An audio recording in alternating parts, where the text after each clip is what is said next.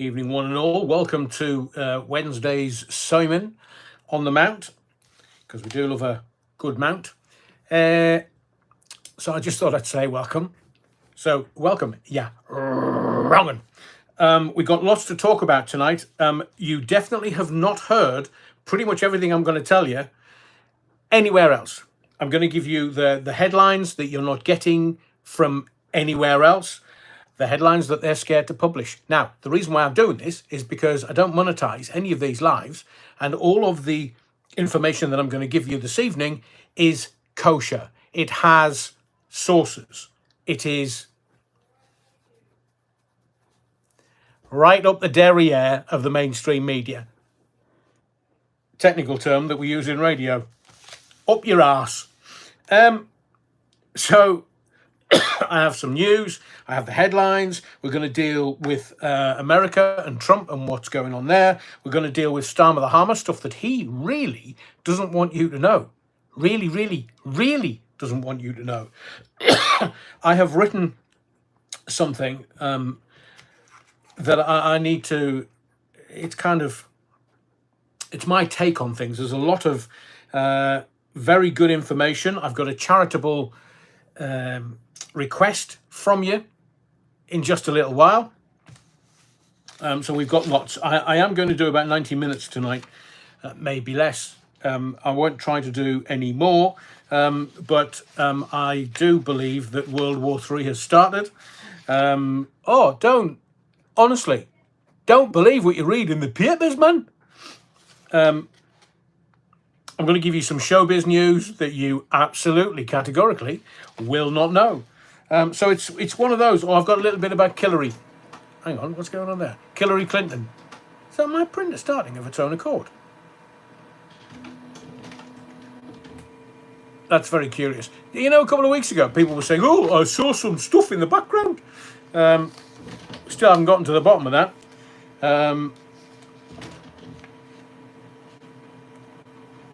So we're also going to deep dive Huw Edwards.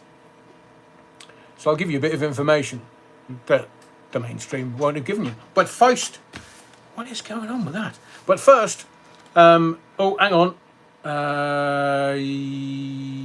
Hopefully, can somebody tell me if it's crackling tonight?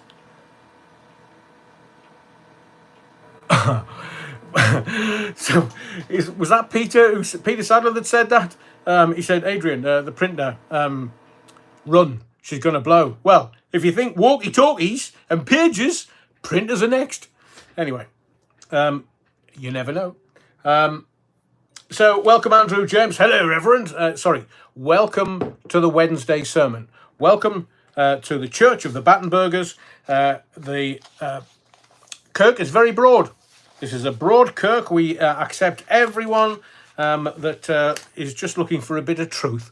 So if you are, welcome. Budge up on the pews. Let's get everybody, because I know it's very popular. I know we get a few hundred in for the lives. So budge up in the pews. Make sure the altar wine is uncorked.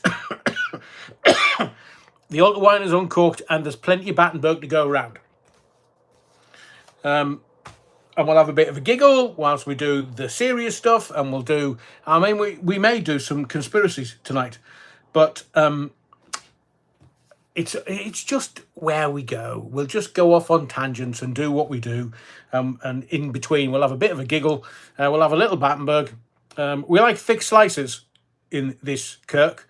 None of this namby-pamby, slim line Battenberg slices. None of that. We want one Battenberg cake, 2 slices. Doorsteps, we love thick.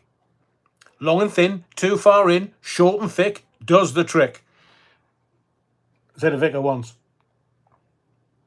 You will notice that for balance, I have hibiscus to keep me going during. And this is my... hang on.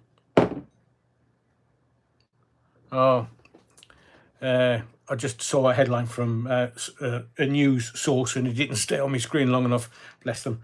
Andrew James says, "Oh, hello, Reverend. I am the Irreverend Reverend. I have heard you are going to Eastbourne for Taylor Swift tribute at Royal Hippodrome Theatre on the 31st of October. that you paid the extra for the meet and greet.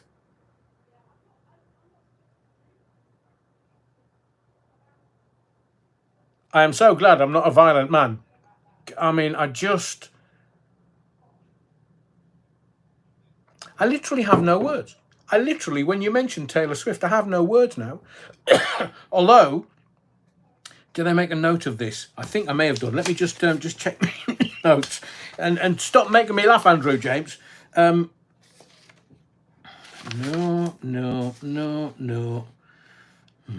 Oh, yes, I am. Well, we're going to mention Taylor Swift a little bit later on. I just had to make sure that I was going to mention Taylor.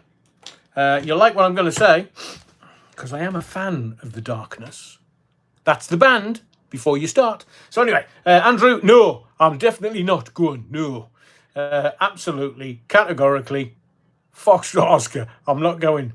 But there was a reason why. I will do some comments, and then I'll let you know about the next live, because over the next couple of weeks, it's a bit mad. Anyway, Stuart says, evening, Rev. Yeah, wrong, and Stuart. I hope you're well. Got my usual seat next to the window. The coffee and Battenberg are at the ready roll on, or at the ready, roll on 8 o'clock. 2000 hours, 8 o'clock, 2000 hours if you're ex-military. Sean says, evening, everyone. Evening, Sean. Welcome to the body of the Kirk. Please take a seat whilst we wait for the Rev. In the meantime, we have Battenberg being served from the rear hatch and a gentleman in the corner playing with his organ. Oh, there's nothing better than a bit of backdoor action when we're getting Battenberg. And, well, it's just one of those things. Everybody loves to play with their organ in the church, don't we? Only me then. All right, okay. Andy Sinsky says, evening, Adrian. Evening, Andy. You're wrong. I spoke with Tony Delahunty, and now the boss of and still on air of Mansfield Radio. Oh, fabulous. He sends his regards. Wonderful. Send them back, Andy, when you speak to him next. He didn't have time to talk, as I was hoping to get some juicy gossip about you. My lips are sealed. Super glue. Thank God the news of the world's no longer around. Andrew James says, Adrian, Reverend, I could do with some Battenberg. I'm a bit windy today. Oh, it's not going to be great smelling. Good job, Stuart Boy, as the window opened. If I were to light a trumpet burn, then at least it will warm up some old boilers flat. Up. I think we get the gist, Andrew. Thank you very much for that. Rusty Mouse, welcome, Rusty Mouse. I have Courvoisier brandy on the go. Oh, I say, Rusty Mouse, how could you do that in front of the Reverend? I'd be looking for a large glass, please, Courvoisier. Lovely. Anybody that wants some, I could spare a lot. Oh, sorry, I could spare a tot. Same thing, isn't it, Rusty Mouse? Just a tot. Bovril says, evening all good news, all the 6 bells have now been hung back up in the belfry. Oh, are we well hung this evening, the Bovril? Magnificent. And all sounding very sweet. This is the first time the bells have rung out since 1944. Or as the Pogues once sang, rang out on Christmas Day. We need to get it ready for Christmas. You know, it's only 100 days. Not that I'm kind of making you worry or anything, but hang on, can I say that without? No. 100 days. I mean, why do we put ourselves through this? So I'll go out shopping on Christmas Eve. I was in Costco a little earlier, and they've got their magnificent erections. They've got all the baubles and the lights on their erections in Costco. I gave it a stroke. Didn't get thrown out. Nicky Watson, evening all. Hope everything is well. Evening, Nicky. Welcome to the body of the Kirk. Can we all leave phones, pages, and walkie-talkies outside the church tonight? Don't want the Battenberg being blown up. It wouldn't be great. Smell nice. The birds would love it. All that smelling of almond.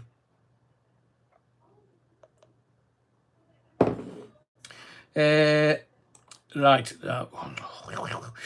Tom Harney's. Evening, Tom. Welcome to the body of the Kirk. Hi, everyone. In time for the shenanigans to start. Oh, there's definitely shenanigans going on tonight. In the field, emergency paging Dr. Beat. Oh man, I went to their house. Paging Dr. Beat. Dr. Beat by... it's going to be a hard one tonight, so to speak. Miami Sound Machine. Yeah, I went to Miami to interview John Cicada a few years ago. Went to his house. So he's got his own private beach, gym, everything, and Emilio Estevez and Gloria Estefan. Was it Estefan or Estevez? Gloria Estefan from Miami Sound Machine. They were managing John Cicada. Just Another Day, I think, was his bigger hit. Fantastic song, fantastic pop song. Anyway, had this funny earworm for the last couple of days, flipping Miami Sound Machine. Do you know how to get rid of earworms? Karina Jane says, like John Cicada. I've got a photograph somewhere of me, the ginger, on the beach, looking very sunburned, and John just looking far too cool for his own good. I did, this is not, me being Johnny Big Bollocks, but he remembered me from, he was doing a sound party, and I was in Birmingham running a radio station at the time, and we were doing this thing, and I went in the stretch limo. Go figure.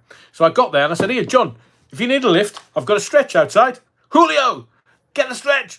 And when I got out to Miami, he was like, Adrian, you're the guy with the stretch limo. I was like, oh. And he was worldwide famous at that point. So yes, what I was going to say was, the way to get rid of an earworm is sing the song to the end, or play the song in your head till the end, and the earworm goes. You're welcome. Just because I get earworms all the time. Paul Morton, evening, brethren. Evening, Paul. Blessings to one and all. Their wrong uns gathered for absolution. Oh, I don't think God's strong enough for that kind of absolution, but I am the irreverent reverend, and I will bless you all. So you can have a freebie. Topper 69, evening, you utter wrong uns. His Eminence will be here shortly. He's just having his organ polished. Can you tell by the smile on my face? Leah, evening, Adrian, evening all, evening, Leah. Where are we? Right, okay. Amalia Grassi, hello there. Ooh, she's live number 111. Yeah, if you were a cricketer, you'd have to stand on one foot for the whole of live 111. Seeing that number everywhere. Oh, it's one of those spiritual numbers, isn't it? Like 222 and 444 and all that malarkey. Budge up. Amalia's trying to get in at the pews. Peter Sadler, evening, Adrian, and everyone. Evening, Peter. I think we've welcomed the usual suspects, and Karina Jane says, good evening, Adrian and all. PMSL, Talk 69, what have I said now? Printer Adrian, run, she's gonna blow. I wish you would. My time of life. Be a bonus. The ref has stolen Keir Starmer's glasses again. I know, he's not getting them back. Mind you, they're a bit, they've got fingerprints on them. I'm not quite sure what he's been doing with these. My stomach is still turning over Huw Edwards. Stuart, we're going to talk about that. No crackling, but trotting on. Oh, I say. Andy Turner, welcome, Andy. Yeah, wrong. Can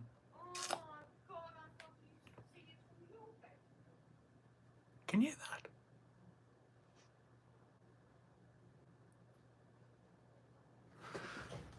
that? Evening, Adrian, you're wrong from Hayden. I don't know who that is outside. I've no idea. But she's like, sounds like foreign and Eastern Bloc.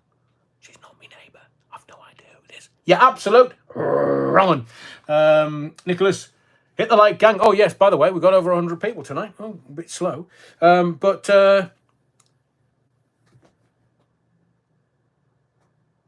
Yes, hit the like. Voices in the dark. By the way, the ghost hunt, my BBC ghost hunt that we did, where I can't find it anywhere in my archive. I literally can't find it, and I know that I had a copy.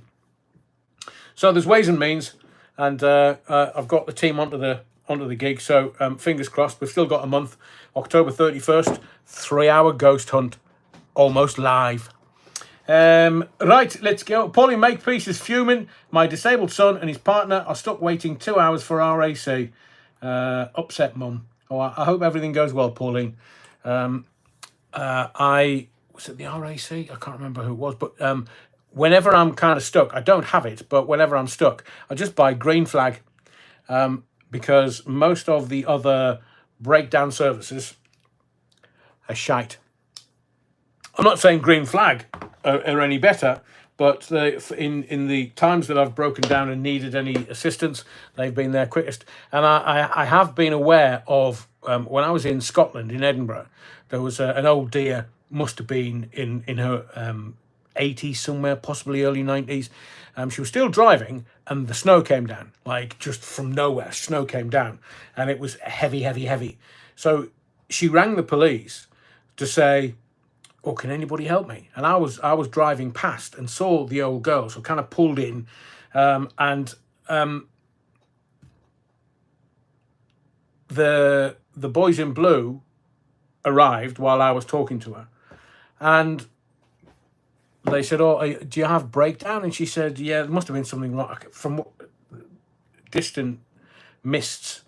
I think it was the cold. It kind of stalled the engine for some inexplicable reason." And the officer, I think it was a sergeant that attended, said, "How long have they told you?" "They've got lots of breakdowns, so it's going to be about 5 hours." This was the AA. Elderly female in freezing cold weather. And he just said, "Jump in the back of the car. We'll leave that there. We're aware of it. Jump in the back of the car." So I skedaddled off, but good on whichever police force it was. I mean, there was 9 of them at one point. Now there's 1. Not sure, it might have been Lothian and Borders Police. But they got her home safe. And the AA advising an 80-year-old woman in sub-zero temperatures with snow beating down. Oh, it'll be about 5 hours because we've got loads of people breaking down. Unacceptable. So, Pauline, I hope that's not going to be your experience this evening. I do hope that your son and his partner get home fairly quickly, safe and well. Hang on. Karina Jane's laughing at Andrew James. Not at first, Karina Jane. Lauren Taylor. Stuart. Oh, everybody's just... yeah, the malarkey's definitely started. Everybody's at it tonight. So I'll get to the bottom of the comments so I can read them. GB Patriot. Adrian, you know you were right about Israel. And the road to the ports runs the full length of Gaza. It's fully built and was on Sky News yesterday. So when did I tell you? A year ago. Not that I'm kind of, that's not... go and check the Gaza Strip, the video on this channel. I did it October last year. I'd had the information for quite a while. Didn't know what to do with it. Didn't know if I was going to get into trouble. Mind you, at least my pager or my walkie-talkie or my iPhone hasn't blown up yet. So, from what I know, GB Patriot, the Ben Gurion Canal... Did you... And I wasn't going to talk about this at all, and I need to get into some serious stuff before we get into the lighter showbiz stuff. But have you noticed how the mainstream media have dropped the Houthis in the Red Sea, who were after everybody and anybody that was in the Red Sea? Because if you kind of look at it geographically, just imagine it's going north. And if you turn left, you go to the Suez Canal in Egypt, and that's built on sand, so it's ever shifting, and Egypt controls it. But if you hang a right, it'll go through into Israel, and then through the the Negev Desert, through the middle of Israel, through rock, through to the military road that they have built that goes right through from east to west, right through the centre and the Gaza Strip of Israel. And the Americans built a port there. They spent seemingly $300 million, and they said, "Oh, it's just temporary, so we can get aid into the Gazans."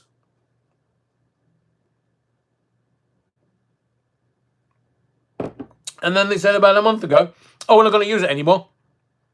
So they spent $300 million on a white elephant. Oh, I don't think so. Because I've told you before, Israel is going to be a very, very, very wealthy country. The Ben Gurion Canal, because all the shipping and all the military shipping will go through the Ben Gurion Canal because it's going to be built through rock. And they're going into the East Mediterranean, so it's going to be slightly quicker than, or roughly the same time as the Suez Canal. Suez Canal is making about $10 billion a year profit.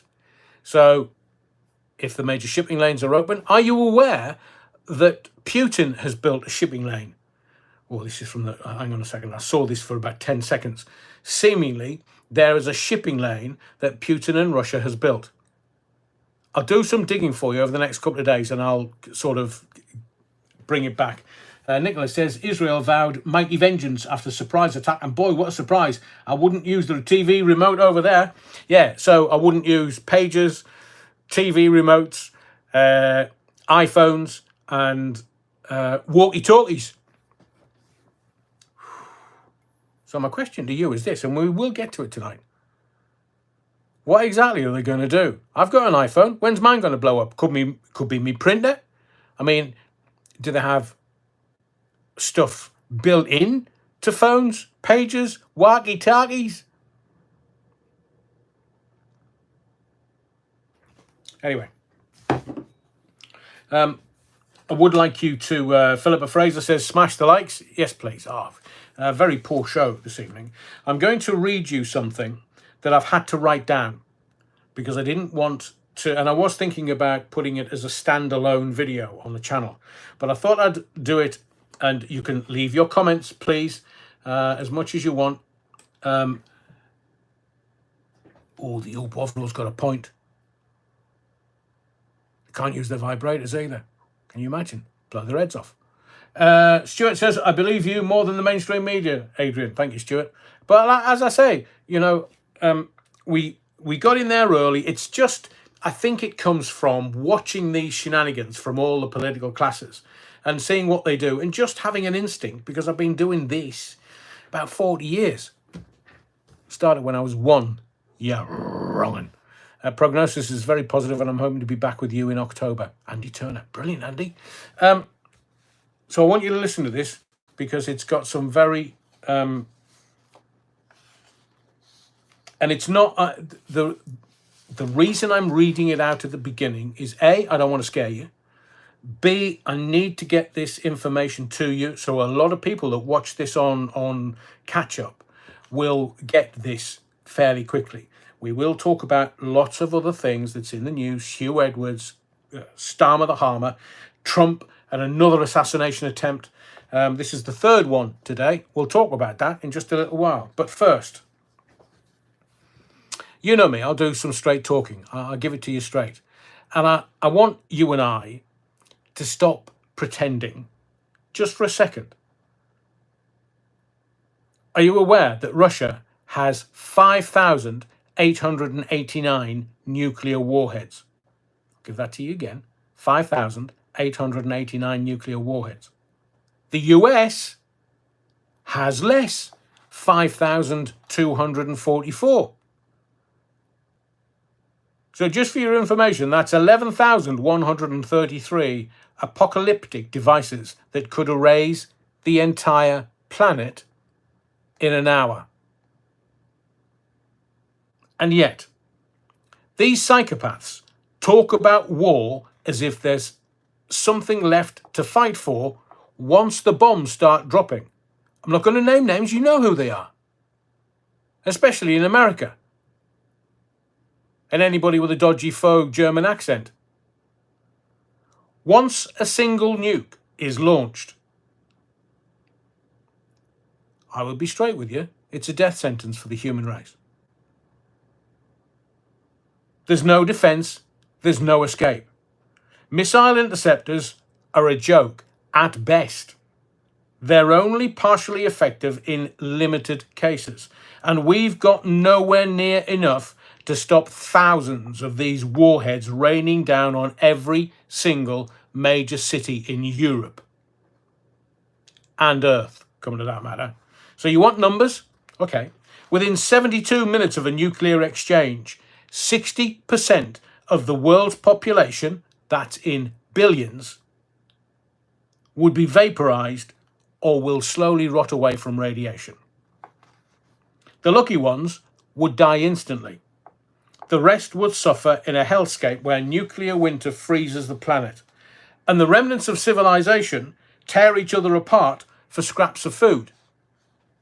This is not TV. This is not Hollywood. This is real. The world as we know it would end. And for what? Because politicians want to wave their dicks around, brandishing nuclear arsenals like trophies. This isn't hypothetical. This is real. On March the 1st, 1954, the US detonated a 15 megaton bomb at Bikini Atoll. Do your research. Scientists estimated it would be 5 megatons, but it turned out to be 3 times more powerful, 1,000 times more destructive than Hiroshima. A fireball 3 miles wide engulfed the sky, and the explosion was visible from 135 miles away. That was 70 years ago.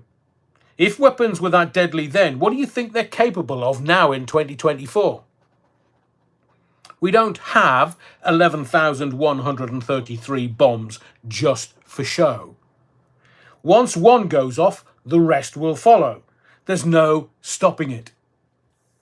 We are doomed the second they decide to play this game of mutually assured destruction. Shall we play a game? Said Hollywood once. And yet, the threat of nuclear war with Russia is on the table like it's just another Tuesday. These aren't weapons, they are mass extinction. And we're one bad decision away from lighting the fuse. Kamala. If you think there's any coming back from this, I assure you, you're living in a fantasy world. I know what some people, I know what you're going to say. It'll never happen. This is just fear-mongering. Well, no one in their right mind would start a nuclear war knowing it would destroy everything. Really? You think the powers that be are always rational? You think cooler heads will prevail when everything's on the line? They want one world order. How would you get that? They want to depopularize the planet. They want us all wiped out. They can do it, but there won't be anything left. And you know this, that history is full of leaders making reckless, suicidal decisions driven by ego, desperation, or blind national pride. We've seen a bit of that. I mean, we've already come close multiple times by accident. Do you know anything about the Cuban Missile Crisis? The 1983 Soviet false alarm? And both times we were one step away from nuclear annihilation. One miscalculation, one malfunction, one trigger-happy decision, and it's game over. And we had Starmer in Washington with President Poopy Pants. They didn't really tell us what that was about, did he? Come on, two-tier Kia. What was it about? Did you take ice cream for Uncle Joe? And did he tell you whether he was going to press the button or he was going to leave that to Harris once she got up off her knees? So you think Putin, the US, or anyone else wouldn't do it? You think the system is foolproof, don't you? You are dreaming mutually assured destruction rests on the idea that someone might just push the button. Once these nukes are in the air, no amount of diplomacy, no late-night peace talks, no brilliant strategy will stop what's coming. It's not just a few cities being wiped off the map. It's the entire infrastructure of human civilization crumbling in an instant. I mean, it's like those public information broadcasts that we had in the 70s. I remember being taught by an English teacher, and he said, this was back in mid-70s, he was saying, oh yeah, by 1980 we'll have a nuclear war. Scared the bejesus out of me. Thankfully, that never happened. But is this real life? Or is it just fantasy? So as I say, once those nukes are in the air, no amount of diplomacy, no late-night peace talks, no brilliant strategy will stop what's coming. It's not just a few cities being wiped off the map. It's everything. Everything. Trade routes, gone. Communications, vaporized. Look at what happened in Lebanon over the last 2 days.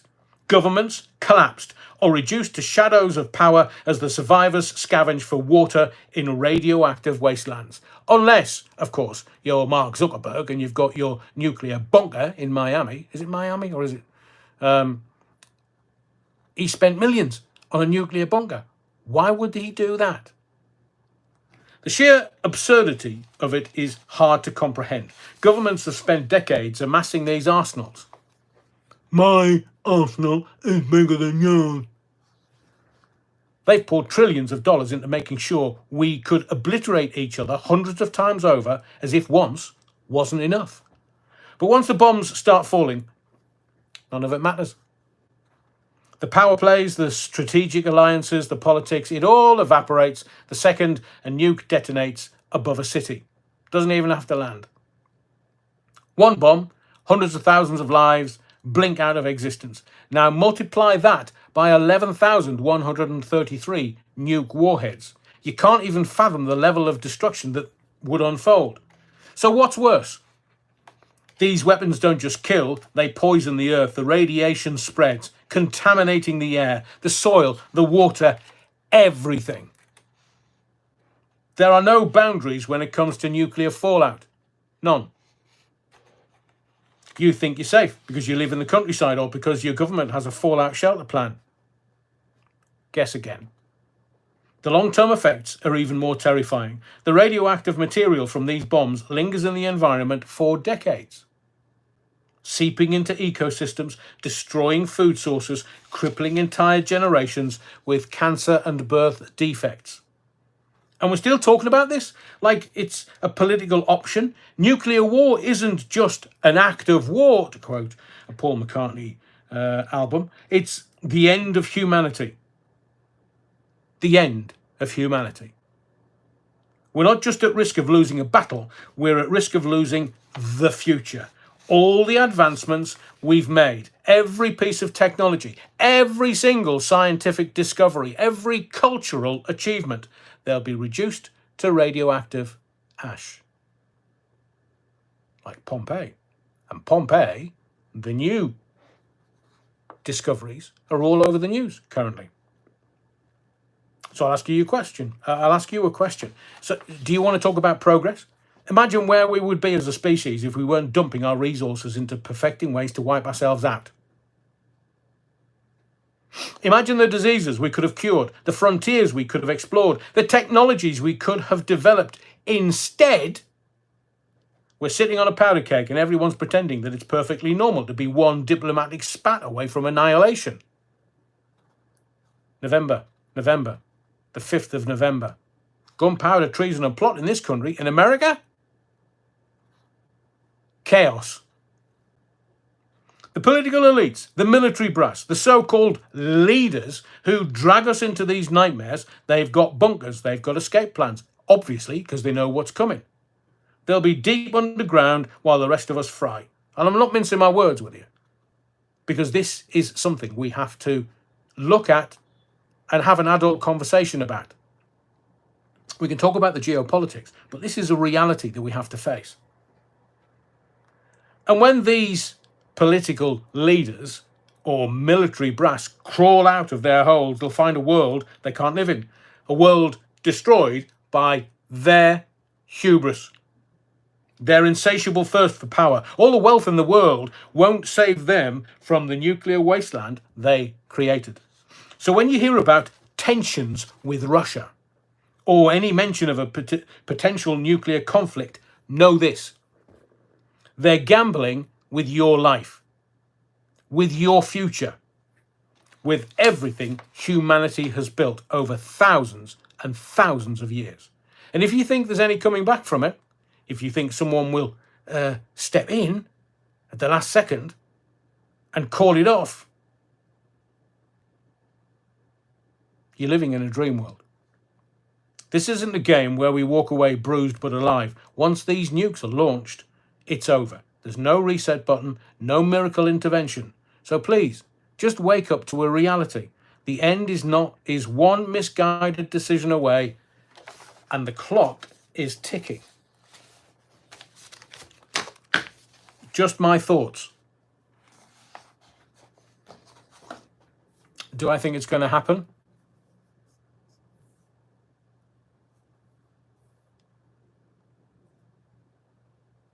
I can't call it.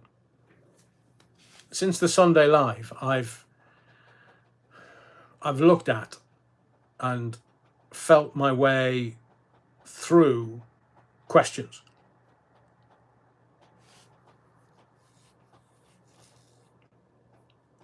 And if there was somebody else in power, I would have more confidence. We don't know why Sir Keir Starmer was in Washington. Was he taking his orders from someone? Was he taking his orders from Barack Obama, who bizarrely just walked into 10 Downing Street? There was one day where, I don't know, BBC, ITV, Sky camera was just on the door, and there's Barack Obama walking up Downing Street and going into number 10. He's not even president. What the bloody hell was he doing? Rusty Mouse says, good shout, stockpile brandy. Guzzle whiskey. I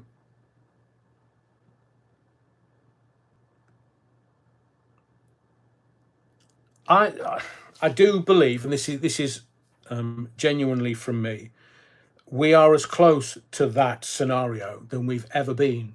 And I did say to you a couple of weeks ago, we need to focus on our humanity, because human beings will do what they do. It's the human condition. We're not being looked after.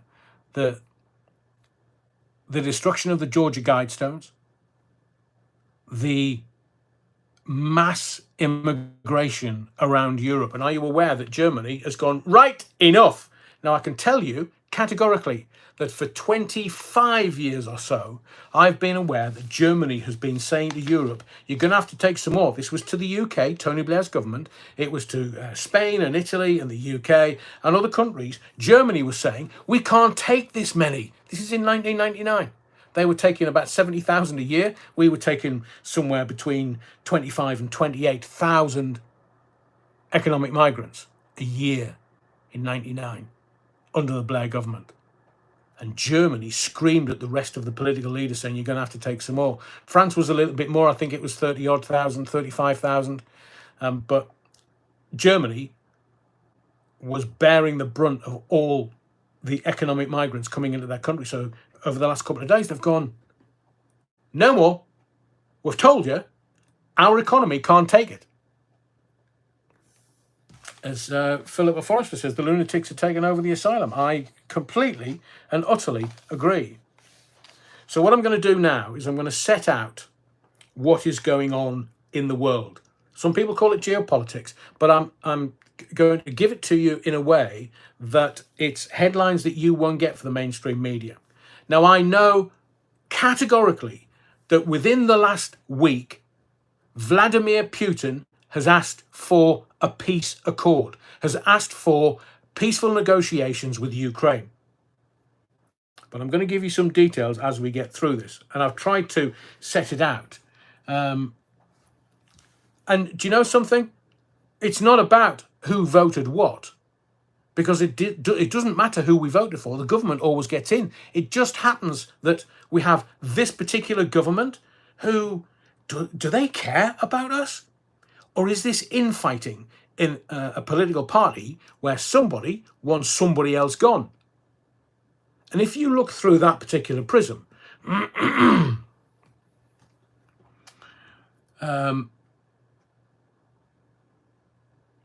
Leah says, you've really made me think, Adrian. Even though I was aware of the dangers, this is the first time I've started to feel what's at stake.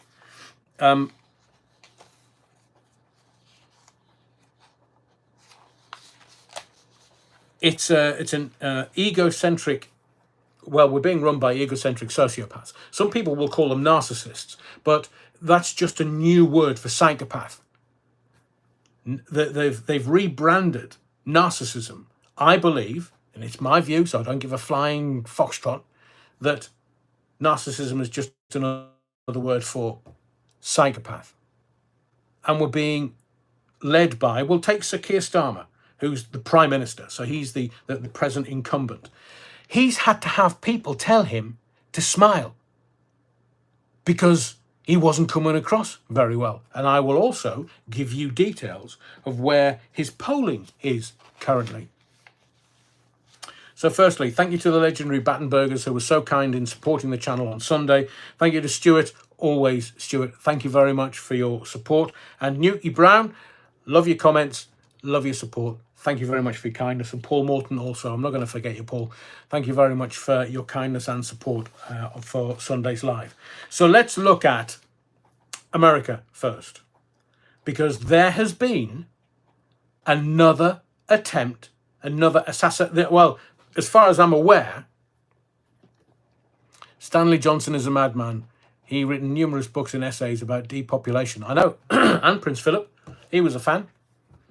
So Trump seemingly has had, you know, the two riflemen, one shot at him, one was in the bushes with his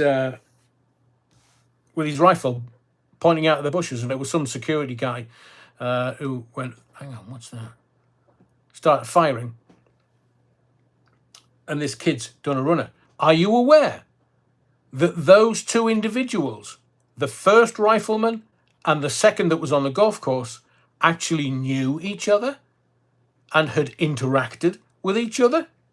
That's only just hitting the wires. And just before I came on, the police had found explosives. This was about 4:15 this afternoon, in a car near Donald Trump's rally site on Long Island. So that's a car packed with explosives near the rally site at Long Island tonight. I don't know whether they've cancelled it, because obviously I'm doing this.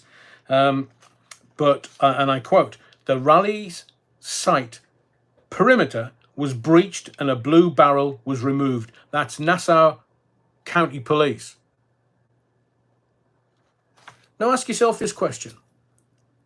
I am not politically aligned to any political party. Not red, not blue, not any of them.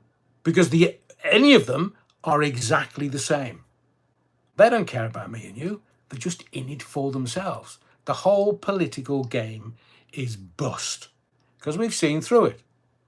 So when you have a political party, and this is what they do, so the Tories came in and pointed at the last Labour government. Brown and Blair, they pointed at that government and said, look what they did to you, look what they did to you. And then for 14 years, the Tories shafted you, bent you over. They said, oh, don't look at us, look at the last Labour government, they did this to you.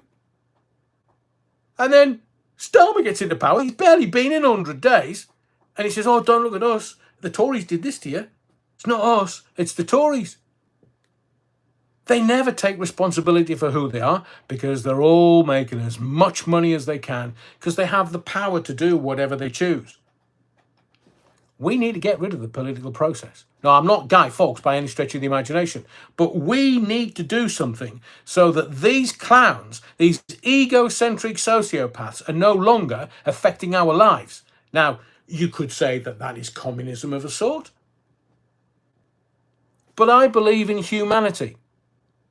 I don't believe in the political process. You're going to laugh at them, laugh at Keir Starmer, because that's all you've got in your armoury. Told you this before the general election. I told you what was going to happen. Is he scaring you yet? Now, it's not your fault. I'm not judging anyone, because I can only see the way that I see it because of my experiences in life. I've had a fair few years. I've had a fair few goes around the sun. And from being a very, very young age, my family was steeped in politics. My dad was somewhere left of Marxism.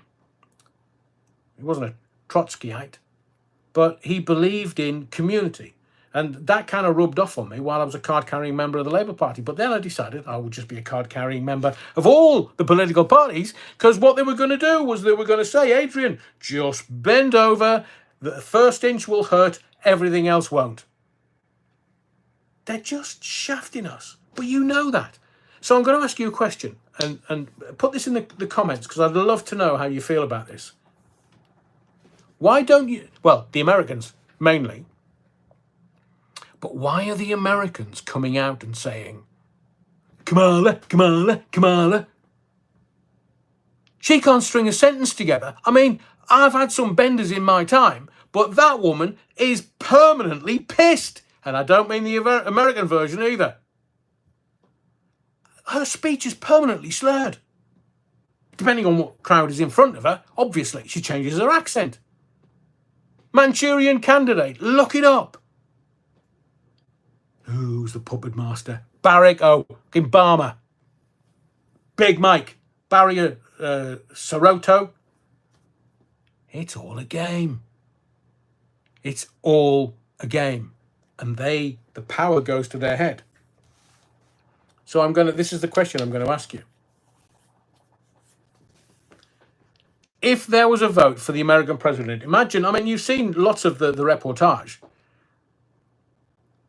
Who would you vote for?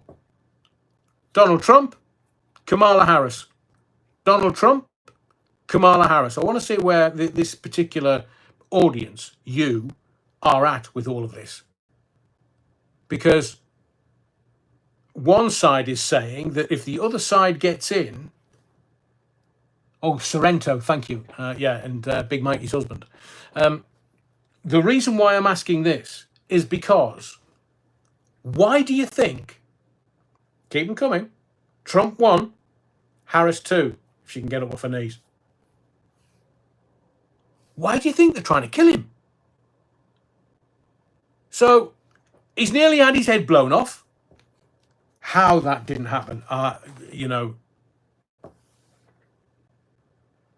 don't know. I don't know how he got away with that.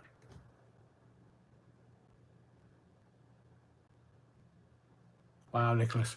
That's a hell of a comment. Nicholas says, could you imagine a modern MP? The concept of enduring everything by restraining oneself and prioritising loyalty to one's people. So they're going to have a free vote on this assisted dying. Don't mention Esther Ranson. She makes me want to heave. For numerous reasons, which I won't go into in this particular live. So they're going to have a free vote.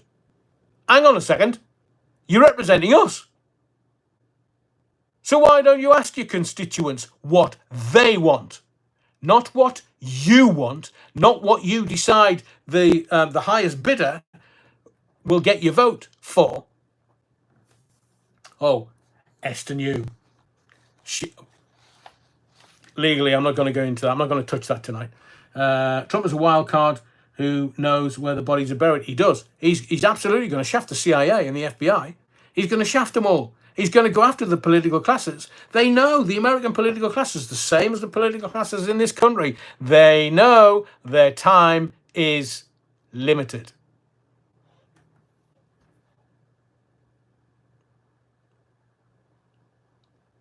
Okay, standby caller. Not sure how I'm going to get to do this, but I need to. It may stop, but I did. This should come back. There we go. The Bluetooth is definitely switched off because I've checked it. So the political classes in America, if you want to call it, I mean, Andrew Tate calls it the Matrix. Bless him. Another IQ point. You'd be an idiot. And this is a man that's been doing this. I'm talking about me. I've been doing this since 1989. That's 36 years. I've been doing radio 40 years. So I'm well aware of shenanigans. And it's not the Matrix. The deep state is the military-industrial complex. David Icke, for all his detractors, he seems to be getting everything right. And I've interviewed David Icke on the BBC. Oh, they weren't happy with that. I got sacked for that. So why do you think that the deep state, there's President Brown Trousers and President on your knees, VP on your knees, they're both saying, oh, no, I don't condone political violence. Well, stop the shit. If you don't condone political violence, see, it's getting me all aerated. I knew it would. If I was to say to the Americans, not ask them a question, who would you vote for? I'd say to them, vote for the bloke they're trying to kill. Because there's a reason why they're trying to kill him. And I told you back end of last year, And the beginning of this year, when I was setting out 2024, I told you that 2024 was going to be 2023 on steroids. I mean, look at where we are 9 months down the line. And I told you, heaven forbid, they will try to take him out. Because it's all they've got. They tried lawfare, they tried indicting him, they tried every single which way to eviscerate Donald Trump from the political process. Every which way. And surely the Americans are sort of sitting there, and it's not Hollywood, it's not TV, this is real. As Gil Scott-Heron once said, the revolution will not be televised.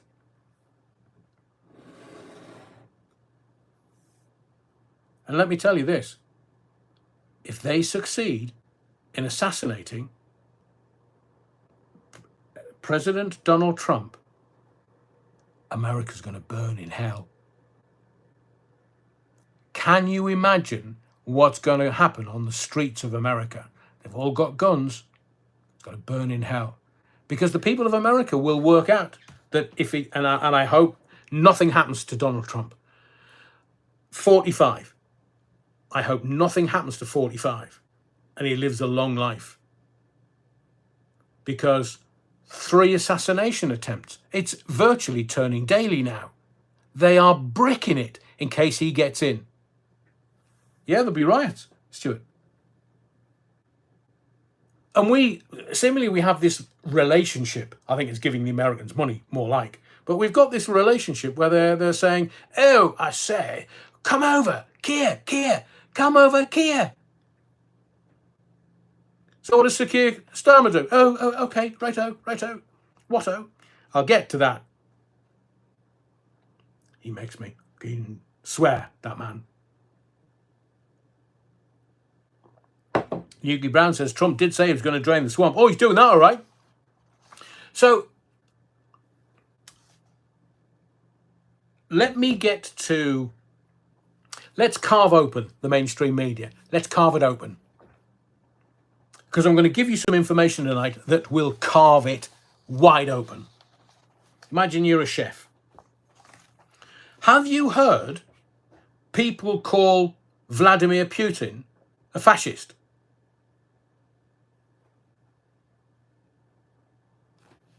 How can they do that? I mean, are these people brain dead? Do they not get what words mean?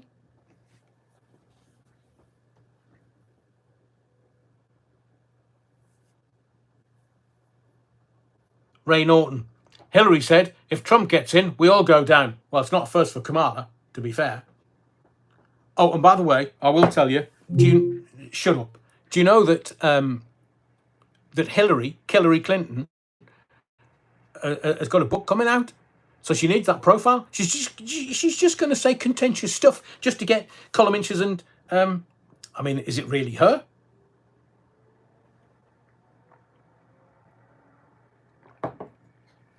Nicholas says, 2 words for them that don't believe how far the deep state will go. Jill Dando.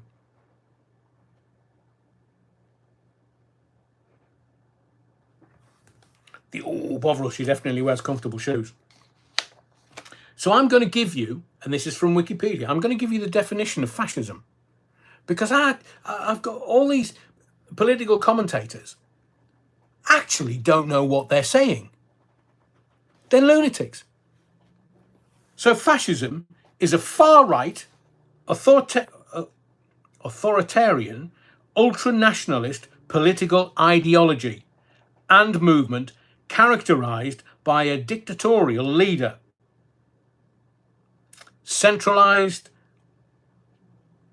autocracy, militarism, forcible suppression of opposition, belief in a natural society hierarchy, subordination of individual interests for the perceived good of the nation or race, and strong regimentation of society and the economy, opposed to, so the fascism would be opposed to anarchy, democracy, pluralism, egalitarianism, liberalism. So I'm getting a touch of, not a touch on, a touch of Keir Starmer going down the fascist route, if that's to be believed. Authoritarian, dictatorial, autocracy, militarism, social hierarchy, individual interest for the perceived good of the nation and or race. But that's what muddies the water, language. You've got Labour, hang on, they're red, they've got to be left wing, and fascists are brown shirts, they're right wing.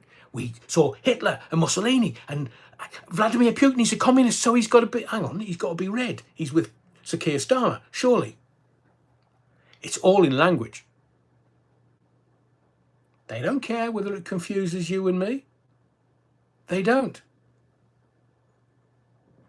Starmer wants to be a dictator. He wants tyranny.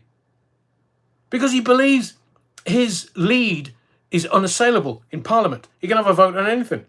And so long as he keeps them all in line, and his whips will do that, they'll make sure that if they're having affairs behind their wife or the husband's back, they'll make sure that if they're doing any marching powder or anything else to keep them going on long days, or stuff, that they can go, here.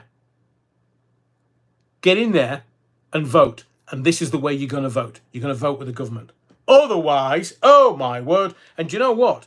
It wouldn't surprise me if before Christmas there's a sacrificial lamb sacrificed at the altar of ego in the House of Parliament. It'll be, well, you know, I was working long hours and I just needed a cuddle and I ended up shafting me secretary. Paddy pants down.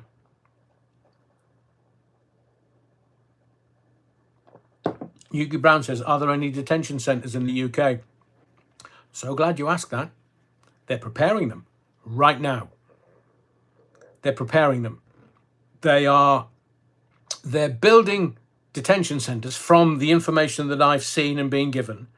They're building them to put, who knows, in there.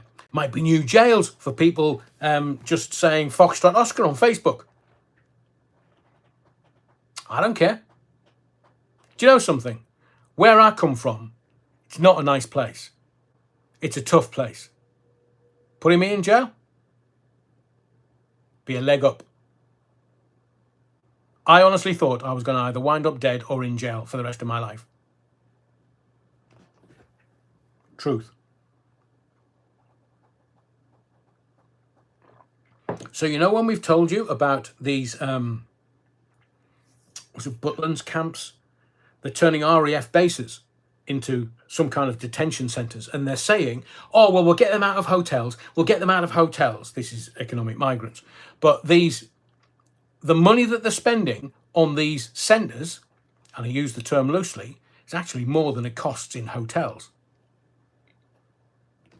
Anyway, I wanted to give you the definition of fascism so that if you are seeing anybody that, has no more than 2 IQ points, using the word fascism, because what they want you to do is they want you to believe that there's right-wing thuggery around, and there's not.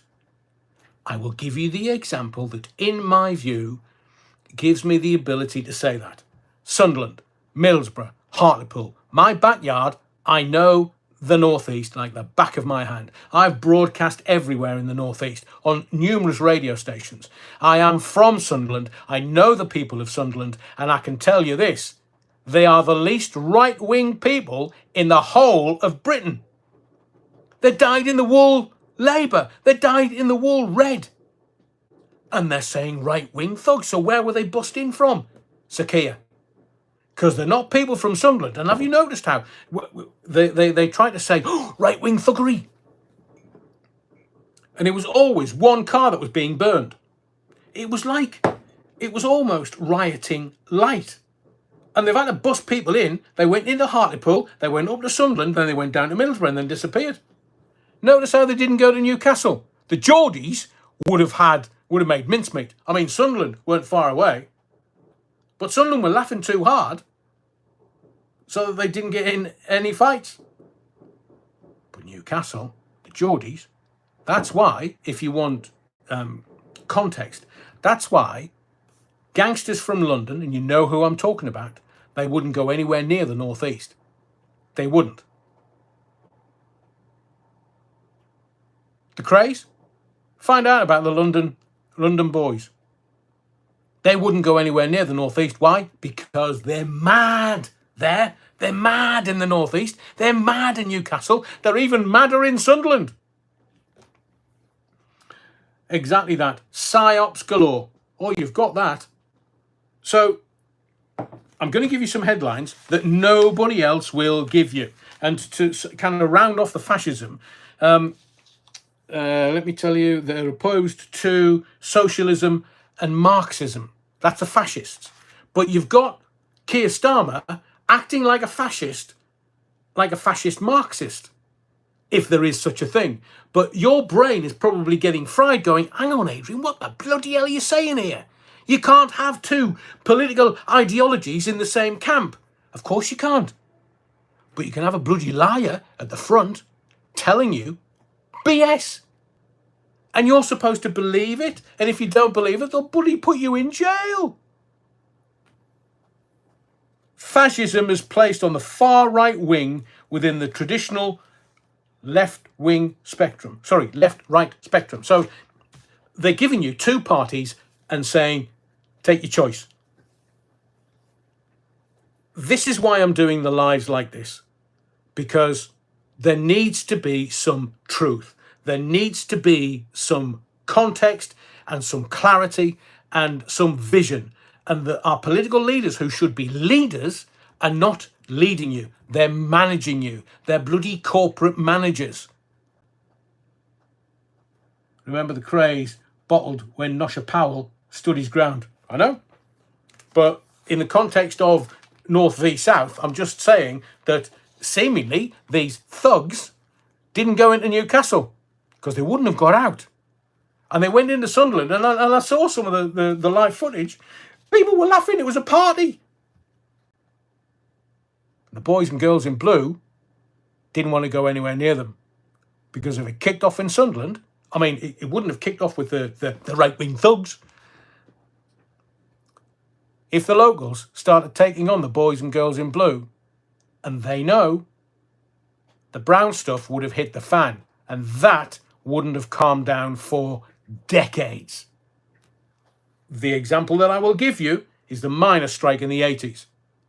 My communities, I lived less than half a mile from a couple of different pits, whether it was Bolden or Sunderland. I used to go into work and used to get the bus home, and the bus would go past the Wearmouth pit, and Wearmouth pit went down and then miles out to sea. And Wearmouth pit, that site is now where the Stadium of Light is, Sunderland's football ground.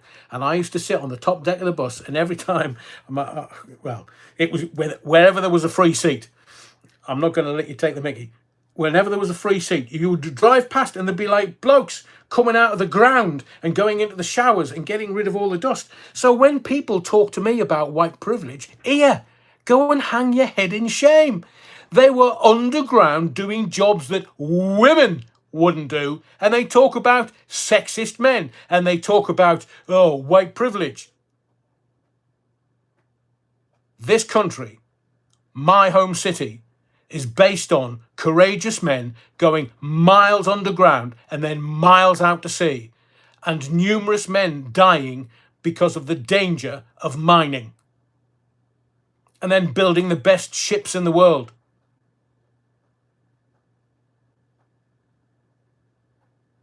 As Amalia says, the age of woke. Urban Geordie, even daylight. I know.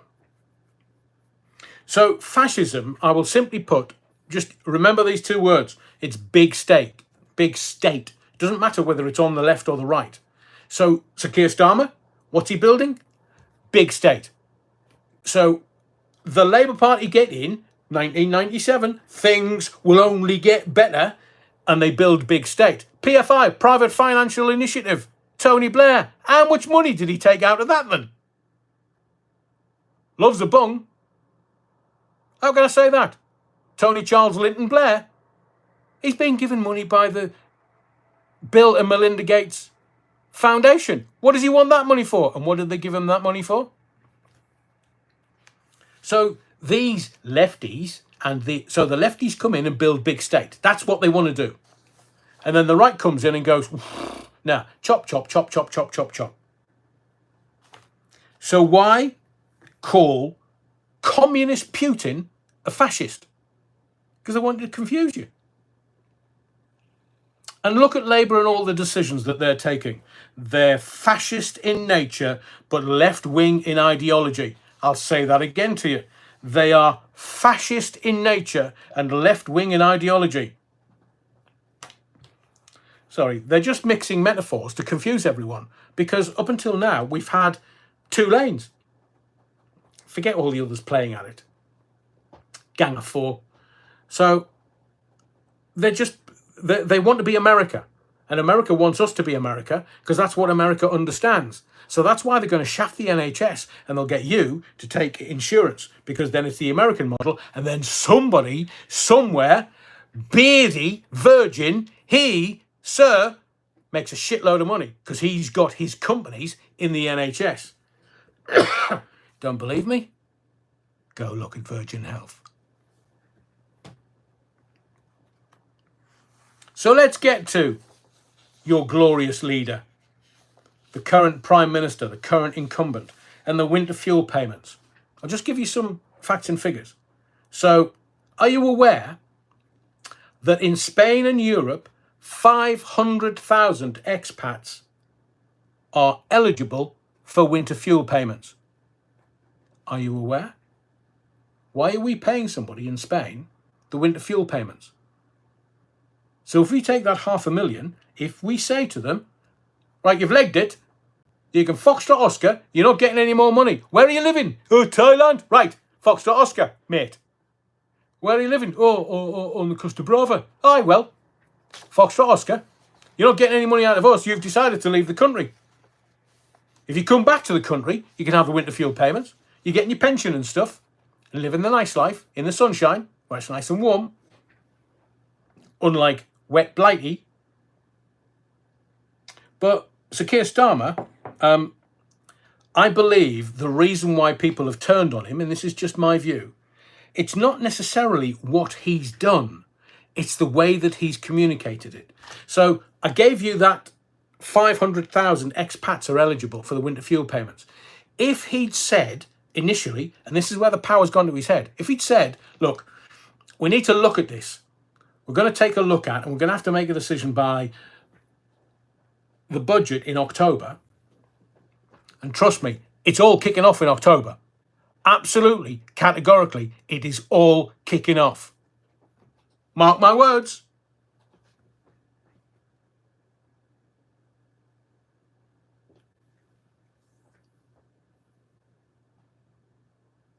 I believe that flip-flop Starmer isn't a very good communicator. That's why they've told him, here, Keir, mate, smile, man. Stop being so fucking grumpy. And all of a sudden, he's smiling everywhere, having a joke and a laugh. He's flying over to America on a private plane. Net zero, anyone? I mean, if you look at it, there's rock stars like Paul McCartney. Does he get his winter fuel payment? He's 80 odd. He's eligible. But I mean, he's a billionaire.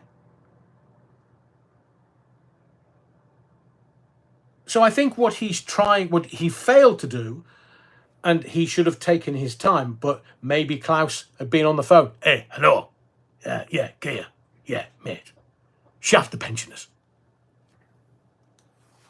So maybe he should have said, what I'm going to do is my Chancellor is going to look at this, and we're going to take away the winter fuel payments from those who don't need it. We are going to give the winter fuel payments to those who do. And the mainstream media, who, I mean, I don't know who in the Labour Party is sticking the knives in his back, but they are, and trust me, I am not defending two-tier Keir. I am not defending Starmageddon. I am not defending Starmer the Harmer. I'm just saying to you, if I'd been advising him, I would have said, go this route. Let's find out who can't afford to lose it, and those who are just at it. Now, please, I only gave Paul McCartney as an example because he's a billionaire and he's in his 80s. So he is eligible. I mean, we've got rock stars and footy stars. I think where he needs to go is we'll give it to those who need it. We'll get all the usual moaners. Oh, I could have done with that 300 quid. What? For beer? Fags? What? Buy your wacky backy? It won't be long and it'll be legal. But look at the NHS. He's saying to the NHS, and he knows, it's fact. This parrot is no more. This parrot is dead, deceased. Because private companies are looking at that cash cow going, how much can I make? And there's a shit ton of money disappearing out of the NHS. You've got all this wokery ideology. Oh, yes, we have to do this and we have to do that. So we're going to hire someone on £100,000 a year. I agree with Rusty Mouse that Sir Keir Starmer has no empathy. But he's hung his hat on the biggest of the big. The big idea is the NHS. It was Labour that came up with it, I'm sure. Marvin the Paranoid Android.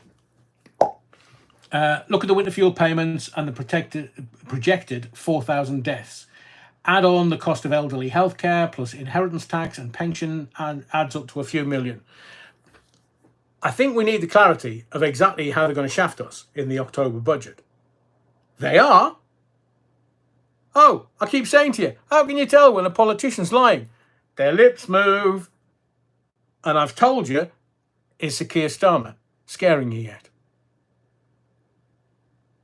Because I knew at the pit of my stomach, this was not going to be an easy ride. And we've got 5 years of this. He's gone. He's metaphorically a dead man walking backwards into obscurity. There's somebody or some in the Labour Party want him gone. Now, I said to you that Starmageddon, it's in free fall. Are you aware that last year Sir Keir Starmer earned £400,000? I'll say that to you again. Keir Starmer earned £400,000, yet paid only 25% tax. How did he do that? Cheeky fecker. Now, the tax rate for British citizens on that amount of income is 44%. Telling you. And I have got a request from you in a moment.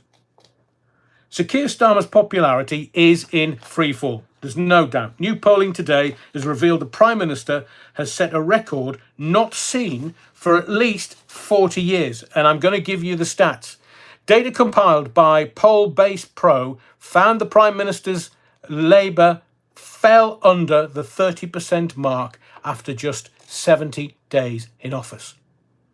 According to others, the benchmark has not been reached for at least 40 years and is around 11 times faster than the average of 765 days. Let me explain to you.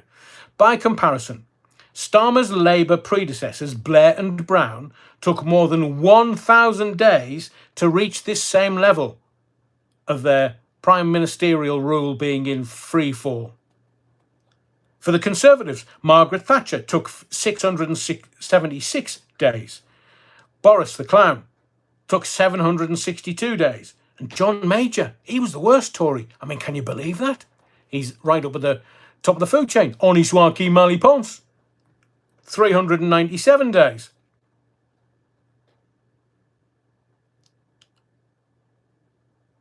Starmer's popularity is in free fall. But I think we can solve the problem. An idea has been put to me, and I quite like it. So, you know that Sir Keir and his Jewish wife and kids, have you noticed how he suddenly come out and gone, oh, right, we're going to teach the Holocaust. We know, look, my birthday is Holocaust Day. And quite rightly, we should be teaching history to everyone.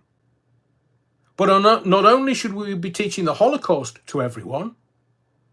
I mean, I've been to Yad Vashem in Israel, in Jerusalem, and it's traumatic seeing the things at Yad Vashem. I mean, I'm not a man that scares easy, and I'm not a man that rises to emotion easily either. But at Yad Vashem, the thing that absolutely broke my heart was seeing right at the very end of the tour, and it's impactful and engaging. If you ever go to Jerusalem and or Israel, please visit Yad Vashem. It was all the footwear at the end of the people that were slaughtered in the concentration camps. Broke my heart. But I will say this. It wasn't just the Jews that there was an attempted. There were 5 million gypsies. There were 10 million Russians killed in World War II. We should not let our children and their children and their children forget the horrors of we as a human race faced in World War II. Because it's, if we don't teach people, they're bound to repeat it. So, I've got an idea. Sir Keir Starmer and his missus. They took all that money. I mean, they're saying that they took even more money, but they're not giving the amount. 75 grand I've heard, 20 grand for him, 20 grand for her on clothes, 2 grand on a pair of glasses. Holy Jesus, he didn't go to Specsavers. Where did he get that suit from? It looks mighty nice. I've got plenty of suits. I'm not going to wear them on here. I've got dozens of them. And I know what a good suit looks like. But from the kindness of your heart, and I understand that some of the donations were towards underwear. I have an idea. So if you have any used underwear or socks, I'm sure he wears them. If you have any used underwear or socks that you don't need anymore, please send them to Sir Keir and Lady Starmer, 10 Downing Street, London, postcode just in case you need it, Sierra Whiskey 1 Alpha, 2 Alpha Alpha. That's SW1A 2AA. Bless them. They can't afford to buy their own. So I'm going to get some skiddies. Obviously, I'll have Battenberg for a couple of days before, so it smells nice. But whatever marks is left on my skiddies, out of the goodness of my heart, I'm going to send a package. So remember the address. Please send your used underwear, ladies and gentlemen. I'm sure she needs it as much as him.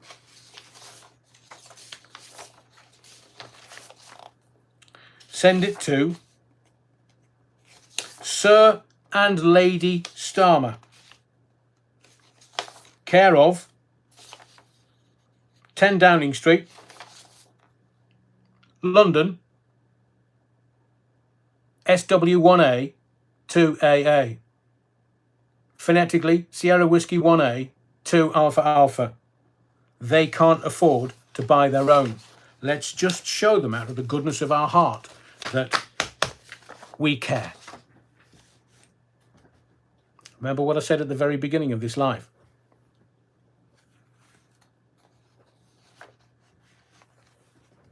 I'll do it and I'll show you my package, so to speak. Not the lunchbox or the package. I'll show you. I'll make sure mine are used. But I'll eat Battenberg for a couple of days beforehand. Mind you, they might give it away.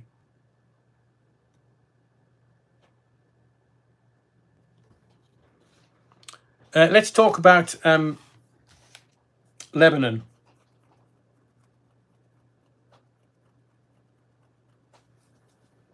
Why are they noising up Hezbollah?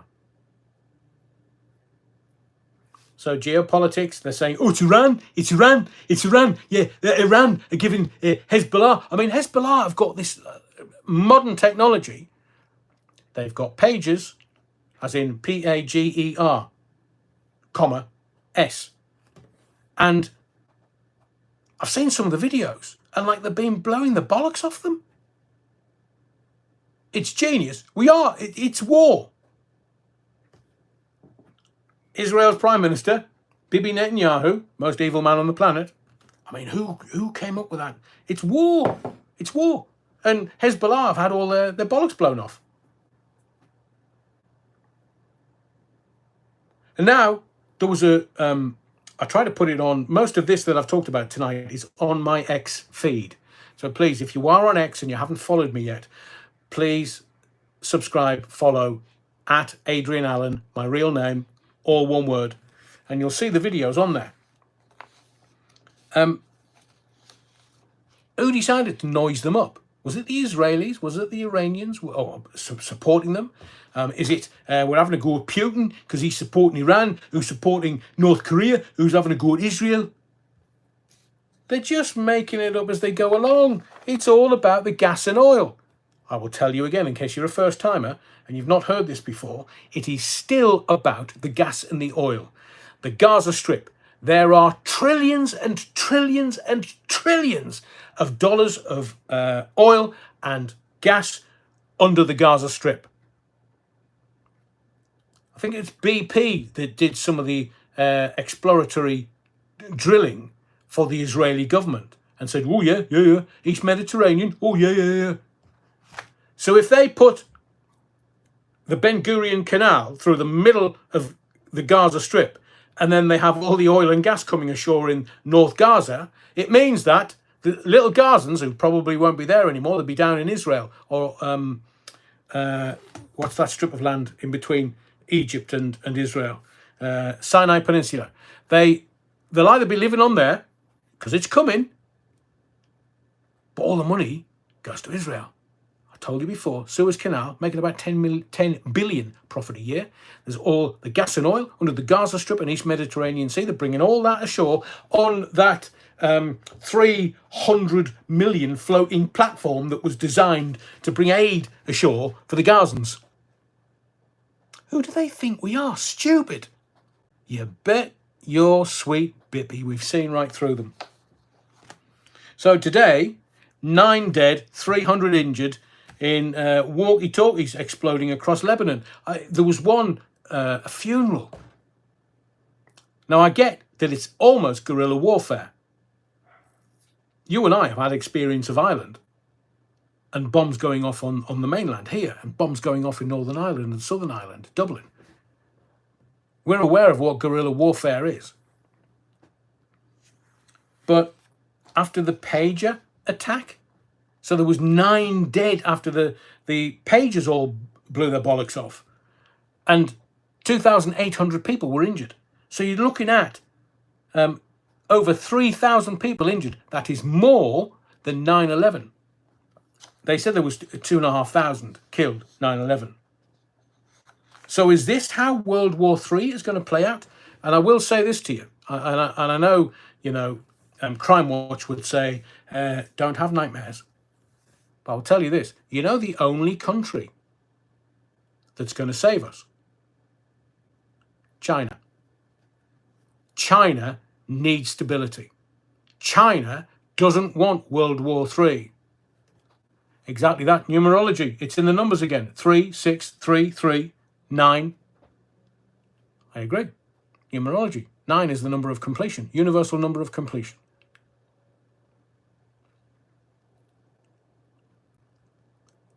And all of these walkie-talkies and the pagers, they all blew up at exactly the same time. I mean, can you imagine? This is genius, by the way. has Israel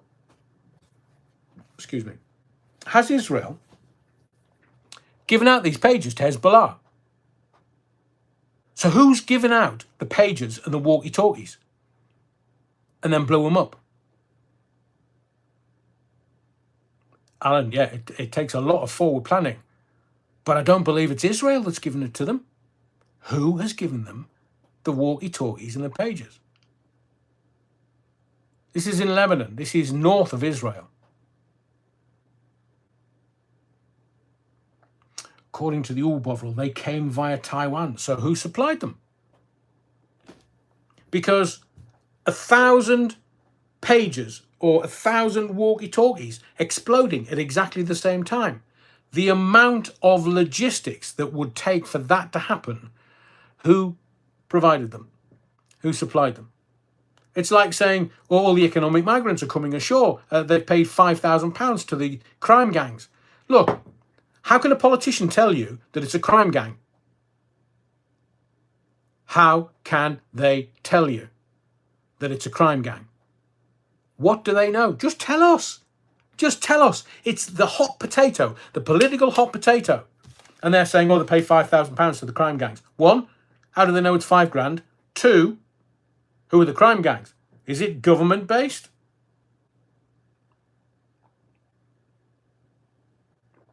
So remember, I've also told you this.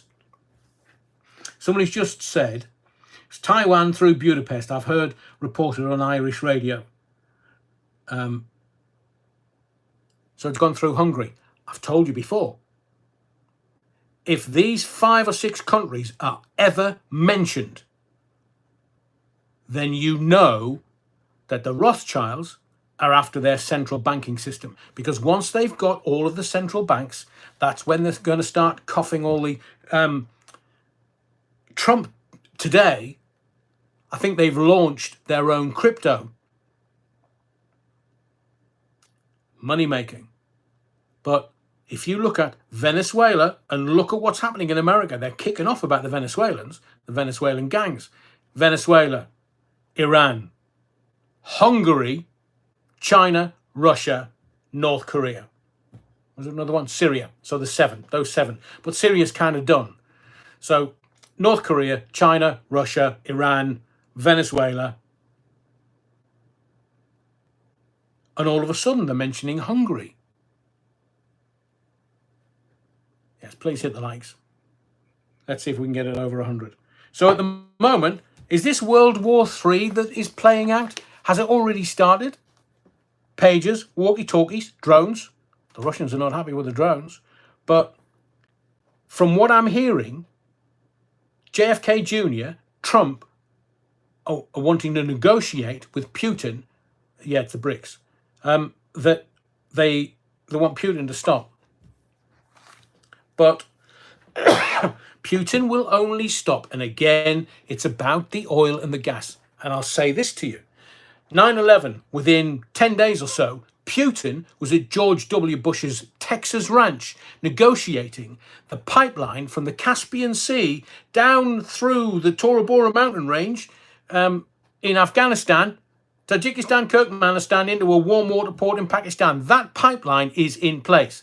And conservative estimates of the gas and oil under the Caspian Sea, as it was 20 odd years ago, 300 years worth of gas and oil under the Caspian Sea. And now you've got the Black Sea. Now you've got Putin wanting Crimea. Crimea, his base for getting the gas and oil out of the Black Sea. And again, there's trillions and trillions and trillions of dollars worth of energy under the Black Sea. It's not about Ukraine. It's about the Black Sea energy that they want out there. And you've got Turkey on one bit, you've got Bulgaria, you've got Crimea, you've got Ukraine and a bit of Russia. This whole situation is about the gas and the oil. But they're covering it up so you don't get the game. And neither do the other political leaders. Some of them are as thick as pig shit. So can you imagine going back to what I started this live with. Can you imagine some drunken American president presses the nuke button by mistake? Oh, I don't care. Give me another. I'm a bit squiffy this evening. Oh, I say, shall we play a game? Now remember this. Israeli spies have decades-long history of using telephones and their technological successors to track, surveil, and even assassinate their enemies. So you're looking at Hezbollah. Benjamin Netanyahu's already said, I'm going after them.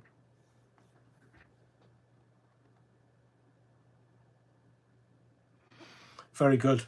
The moderator says, the thumbs up button is not linked to a pager or a walkie-talkie. You're all quite safe. So long as it's not linked up to my printer, they might go kaboom.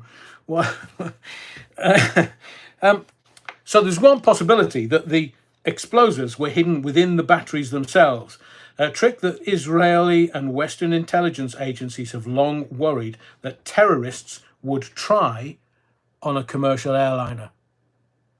So I'll ask you this question. Will mobile phones be banned on airlines now? What would they do? Let's get to a bit of... we are going to get to Huw and Hillary and some really, really important stuff that I need to tell you about before I get to Huw Edwards, and I'm going to give you the details. A little bit of showbiz. I told you over 6 months ago about Puff Daddy, P. Diddy, and the stuff, and Bieber. Can you remember me telling you that? Over 6 months ago. And now the world's waking up. I wonder why today. So Diddy, Puff Daddy, all these record company bosses, businessmen, they're all stepping down. If you look at, oh, I'm going to retire. Oh, I've had enough. I'm just going to step down. Why? Nikki, is my Hitachi Magic Wand safe? Did you get that from Ann Summers? Look at P. Diddy's freak-offs. Camera in every room. What would he be doing that for? It's like the Black Epstein. Career's over. I was telling you this months ago. Might have even been last year. But career's over. I remember telling someone who was a massive Bieber fan that they weren't happy. I mean, they were going to shoot the messenger, but I just said, don't shoot the messenger. It's all going to come out. I'm waiting for the phone call from them. So if you think Hollywood is easy, which Oscar-winning actress will kind of go from P. Diddy and have a little circuitous route? But I need to tell you these this stuff because you're not going to read this anywhere else. If you think Hollywood's easy, which Oscar-winning actress, when asked recently what she would do if she wasn't a famous movie star, she just looked at the interviewer and said, eat. They're all size 0. Well, all the women. You still get some fat lads. But Hollywood is not easy.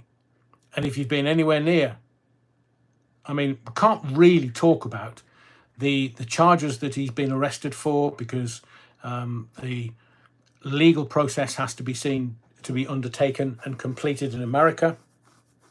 But I told you months ago, the reason why I got it out months ago is because I knew once somebody's been charged, even if it's in America, you can't talk about it, ish. So, you know, I said I was going to mention Taylor Swift. Honestly, just... So according to Variety, the kind of Bible of showbiz, streams of The Darknesses music went up by nearly 60% this week. Do you want to know why? Taylor, Swiftie, and Travis Kelce were spotted singing I Believe in a Thing Called Love at each other. So they're on social media singing I Believe in a Thing Called Love. And it makes The Darkness a few bob. I mean, I'm not sure whether 60% increase is going to make them that much, but I thought The Darkness were a fabulous band. A bit camp, but fabulous. And then Swiftie's just destroying it. So that's all she's getting as a mention from me this week. And also, you know, I always say, be careful what you wish for. If you think you're seeing too much of Stephen Mulhern on the telly, going to get even more in person. You know, these companies that kind of get the audience in. I went to their Dancing on Ice, Dancing on Ice, and I was left outside. No, I'm not going to use them again. No, I'm not going to go. But if you went to, you know that Stephen Mulhern is presenting this up-and-coming ITV reboot of You Bet. So the audience were brought in for a 7 p.m. start in the evening, and 6 hours later, at 1 o'clock in the morning, it was still going. I mean, that's why you need to stay away. And talking about showbiz, because Boris is not an MP anymore, so he's just kind of showbiz for uglies. But you know that Boris and Carrie Johnson's son was treated at a Greek hospital during the summer. And this is what he thinks. I mean, he's already said that, you know, all the different bins you've got. He said, it don't work. Can you remember that? Where he just let it slip? Who's that? Pauline says, my son has been asked to go on Deal or No Deal with Stephen Mulhern. Fabulous. I hope he makes a few bob out of it. Fabulous. Peter Sadler, do you have a wall full of Taylor Swift photos, Adrian?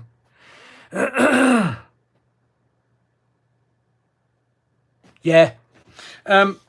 So Boris, because he's, you know, politics is for the uglies, and he's showbiz for the uglies. Their son was treated in hospital this summer, where, you know, Boris happily posed for all the staff for like selfies, and then he turned round and said the Greek hospital was better than the NHS. That's why he's called Bojo the Clown. Loose lips sink ships. And do you know, as a little aside, there's no female reigning monarchs anywhere in the world currently. None.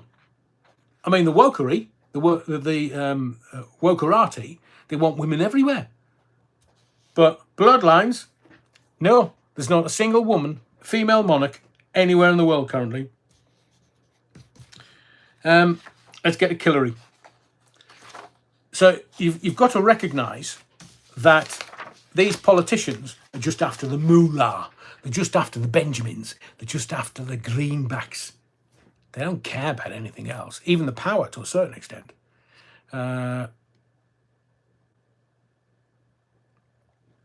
Hillary Clinton.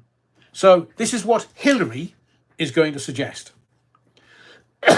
She thinks that civil or criminal charges should be brought against Americans engaged with spreading Trump propaganda. You know what that is, don't you? That's Orwell's 1984. You posted what on Facebook? 3 years. You said what on X? 10 years. Now, she's giving as an example the fake Russian dossier that kicked off the fake investigations that resulted in no convictions, instigated by her campaign, remember, as a reason to curtail free speech. They're all at it. There was Jacinda Ardern saying, if you want truth, come to us, because we are the only source for truth in this country. Jacinda Ardern telling the New Zealanders, don't go anywhere else for your truth. Come to your government. Your government loves you. My words, not hers. But come to your government. We are the only source of truth. Oh, bye-bye, Sniffy. What happened to Jacinda Ardern?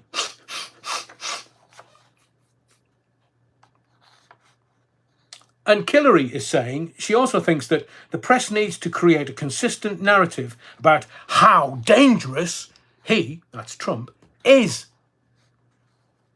Her comments come after days after the second assassination attempt and on the day of the third assassination attempt on Trump in just a couple of weeks. Oh, by the way, she's got a new memoir out tomorrow. Now, let me give you some detail about Vladimir Putin and where he is. Putin has ordered the Russian army to increase its troop size by 180,000. 180K. 180,000. They want to increase the troop size by 180,000. Why? But look at the numbers. It's a 9 number, 180. And on Monday, President Vladimir Putin signed a decree increasing the number of soldiers in the Russian military by 180,000, bringing the total number of active servicemen to 1.5 million for this up-and-coming winter. Why would that be then? Do you have any insight? Please let me know in the comments. If you want to know more about JFK Jr. and Trump Jr., they're negotiating with Moscow to end the Ukrainian war.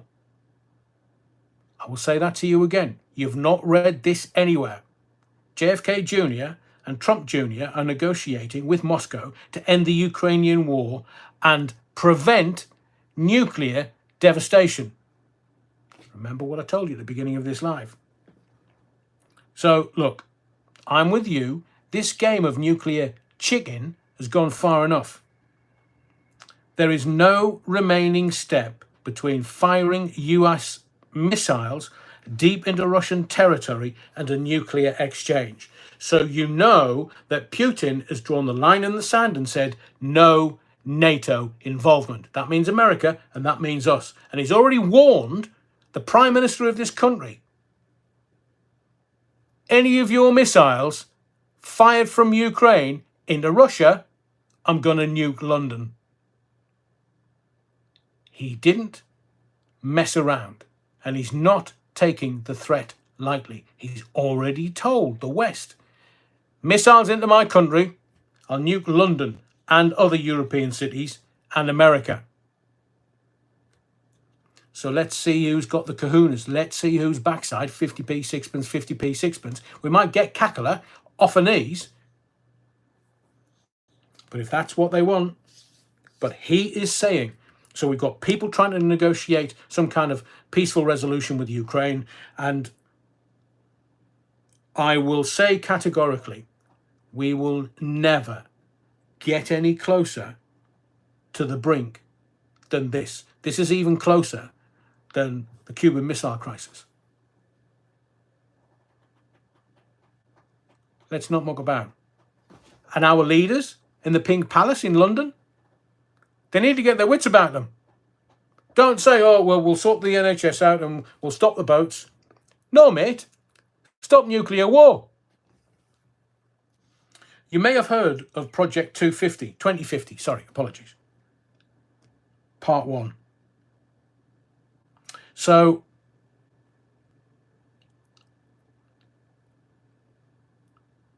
well before 2050, what we think as modernity will have come to an end. Maybe this is the black swan.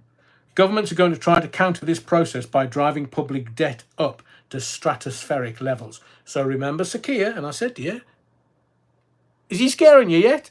So what he's going to do, he's going to build big government. He's going to get all these uncivil servants, these snivelling servants, and it's going to be big government. That's the only big idea that the Labour Party has, big government. And where's the money coming from? They're going to put us in debt. So if this Project 2050 is actually a thing, and I believe it to be, rather than Project 2025 that the Americans are pootling on about, and America, if it goes Kamala Harris's way, all they're going to do is just make it big government.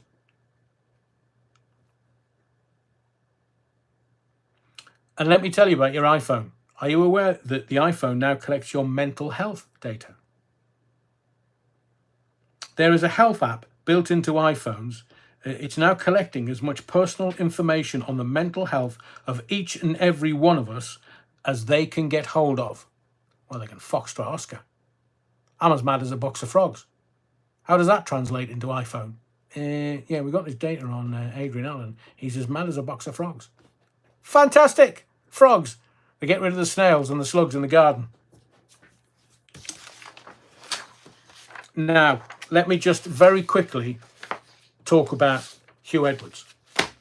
Because not only is Sir Keir Starmer, by the votes of the people that watch this channel, not only are they the people that voted on this, Keir Starmer is the most hated man in Britain.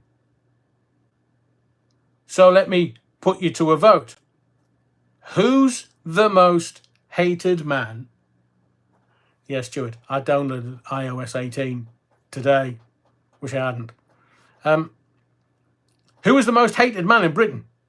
1, Keir Starmer. 2, Huw Edwards. I think it's going to be close. So who is the most hated man in Britain? Is it 1, Starmer, 2, Edwards? Ooh. I tell you, Edwards is filth, but Starmer's getting it. According to everybody that watches this channel, Starmer is the most hated man in Britain. Well, I'm going to give you some facts and figures. See how you feel after that. So let's talk about multi-millionaire Huw Edwards, because that kind of money affords you protection.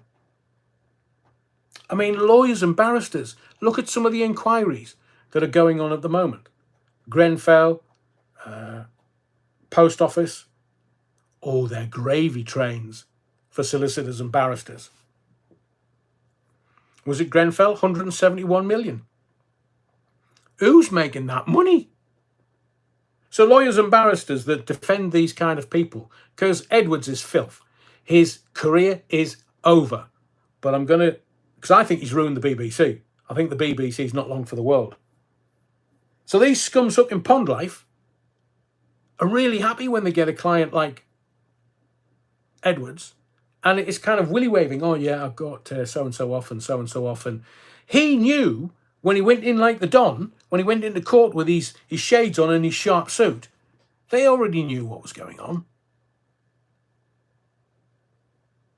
Chap called Alex Williams, who sent the pictures. Now, I will say this to you.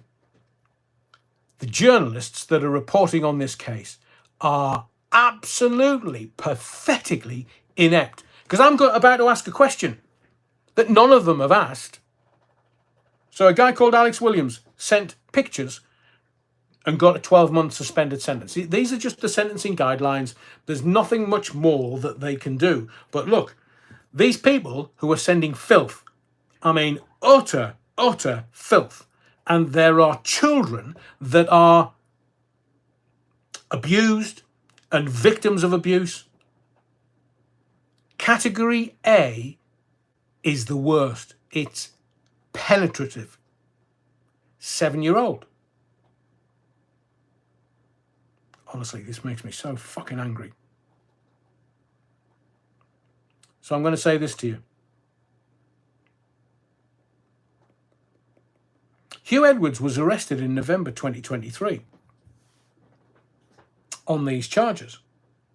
The Sun knew, but the Sun was publishing all the stuff around Huw Edwards, and they had it corroborated by bank statements and text messages that the parents supplied, saying that the story that they were telling the Sun was kosher, was real, and here's the corroborative evidence. So the Sun had a watertight story. But Alex Williams sent Edwards the filth, because that's what he'd been known as in Wales, Edwards the filth. Christian man goes to church. Well, let me tell you my experience. That's where the wrong uns are. Not in this church, not the body of this kirk. So I want to ask you a question that nobody else has asked. How did the person, that's Alex Williams, who sent the images to Huw Edwards, know that Huw Edwards was into the images that he was sending him? No one else has asked that question. Notice that Alex Williams' court case was done before Edwards, and that court case was kind of swept under the carpet. But I want somebody to ask that filth Edwards, how did Alex Williams know that the images he was sending Edwards, how did he know that Edwards was into them?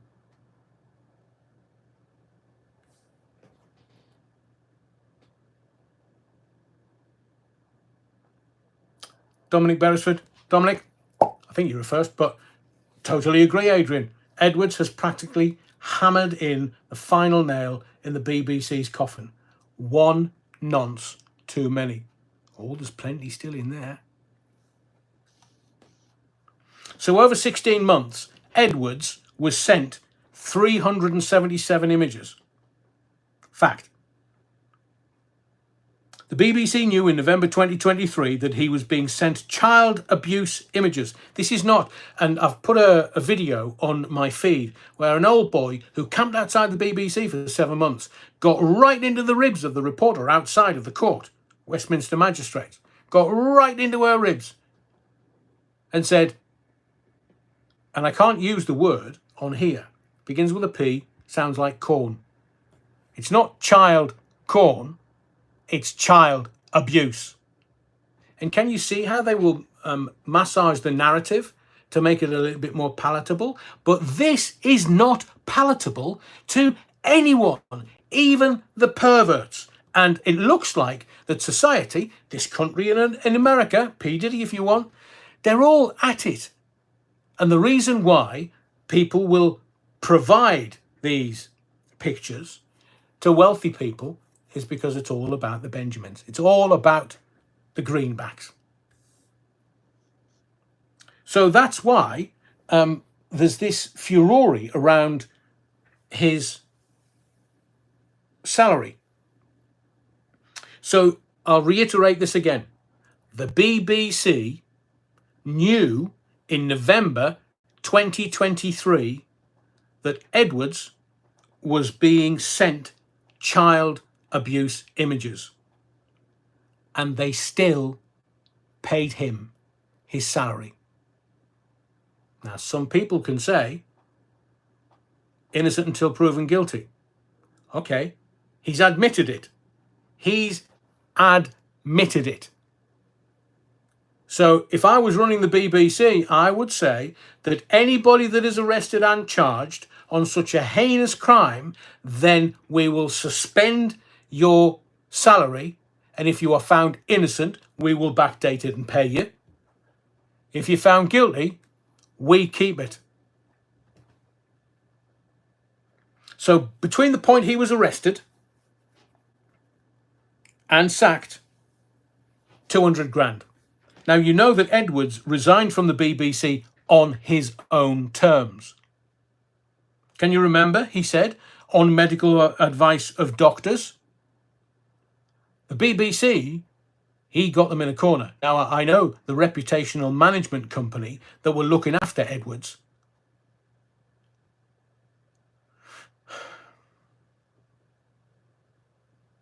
Now, the BBC's Director General, Tim Davie, said he was shocked.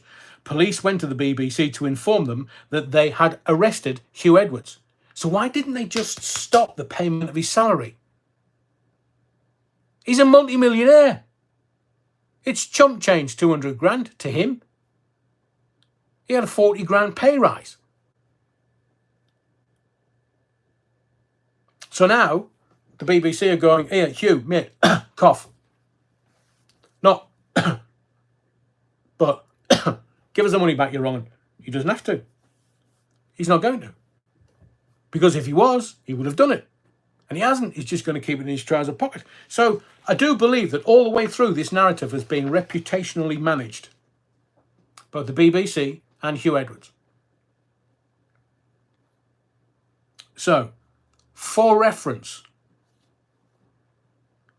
Rolf Harris was convicted of a series of sickening offences, including assaults on an 8-year-old seeking an autograph, 2 girls in their early teens, and a range of abuses of his daughter's friend, starting when she was just 13 years old.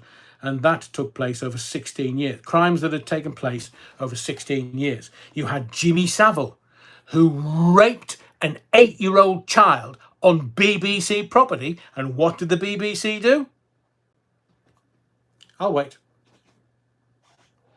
Nothing. Nix, nada, nout. Jimmy Savile raped an 8-year-old child on BBC property and nothing was done. And now we've got Huw Edwards, another filth. Self-admitted nonce.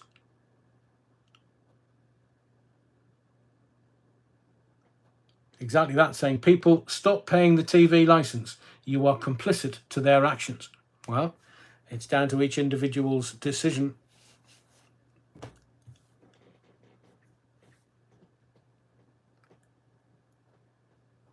Chris says Edwards will be Epsteined before he can spill the beans. He's not going to spill the beans.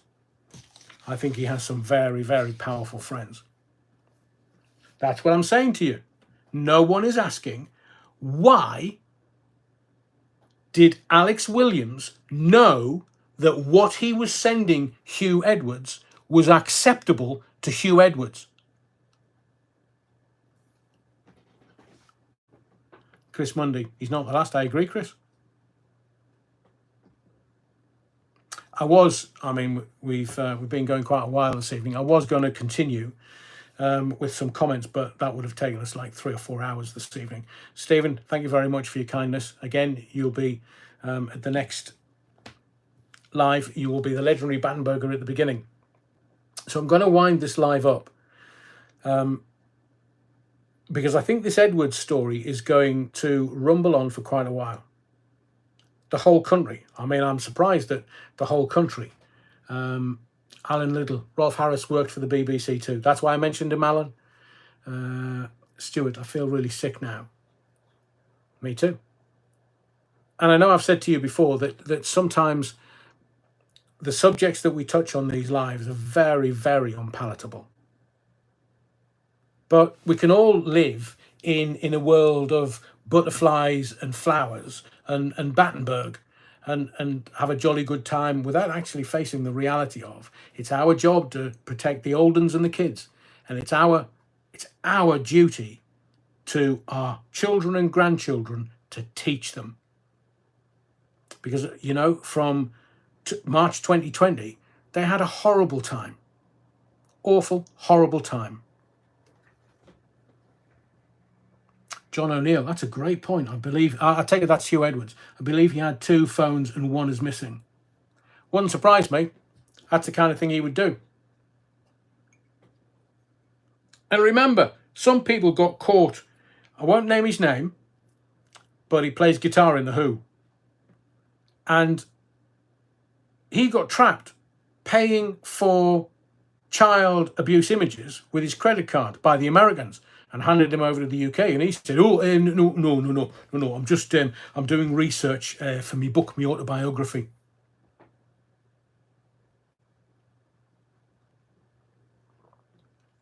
Book never appeared. So a broadcaster called Tom Davies was found with child abuse images on his computer and went to court in Newcastle. And he told the court, I was doing a research, it's part of my research. I was doing a TV thing. And the judge called him out and said, well, show us the rest of your research and show us what you were doing. And he couldn't. So the day before he was sentenced, killed himself. And I'd known Tom for a lot of years. Didn't have an inkling.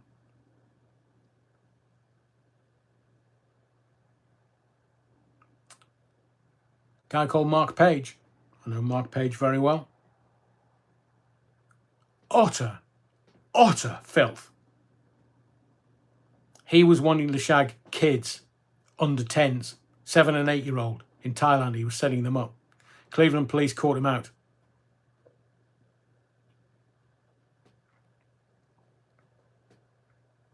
He was sentenced to 18 years. Well, he was sentenced to 12 and then his jail term was up to 18.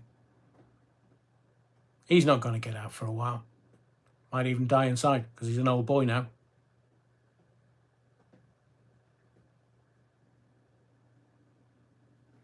Okay, Stuart. We'll leave it at that. But as I say, and as I've said to you before, I know a lot more than I can Well, I can say on these lives, I could give you names and names and names because it's my personal experience. But I'll end up in a local lake with a weight tied at the bottom of my legs, or the Boston break technique.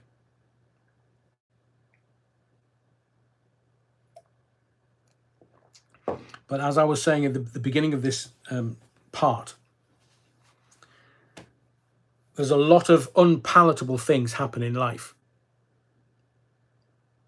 And I am ever grateful that my childhood was so shit that it gave me the wherewithal, the tools, the skills to be able to deal with anything.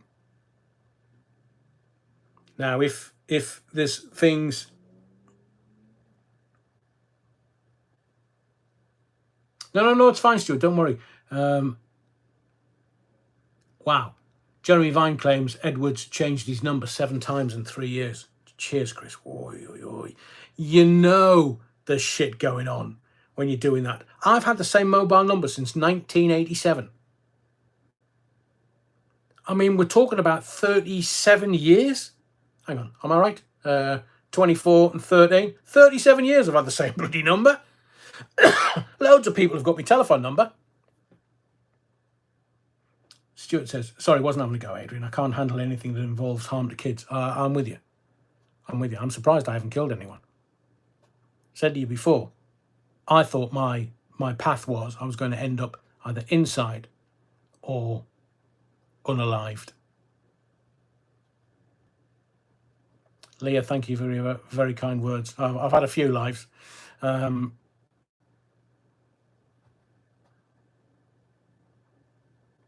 Ray, I don't understand that, but Adrian, you don't answer it. I don't. Give me some more detail, because there's nothing I would keep from you. Because I believe that what we need in 2024 and into 2025 is somebody that's willing to tell the truth. And I was kind of saying to you on Sunday, be careful who you follow. And the reason I say that is, who can you trust nowadays? You can't trust politicians. Please don't do that. You can't trust them because they're not in it for your benefit.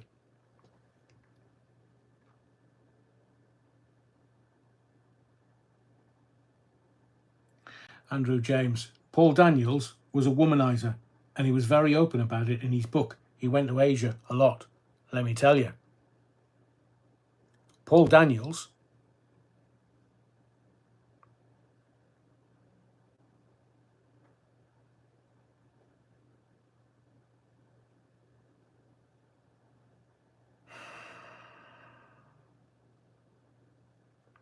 it's not necessarily published and be damned, because there are some people that are still alive.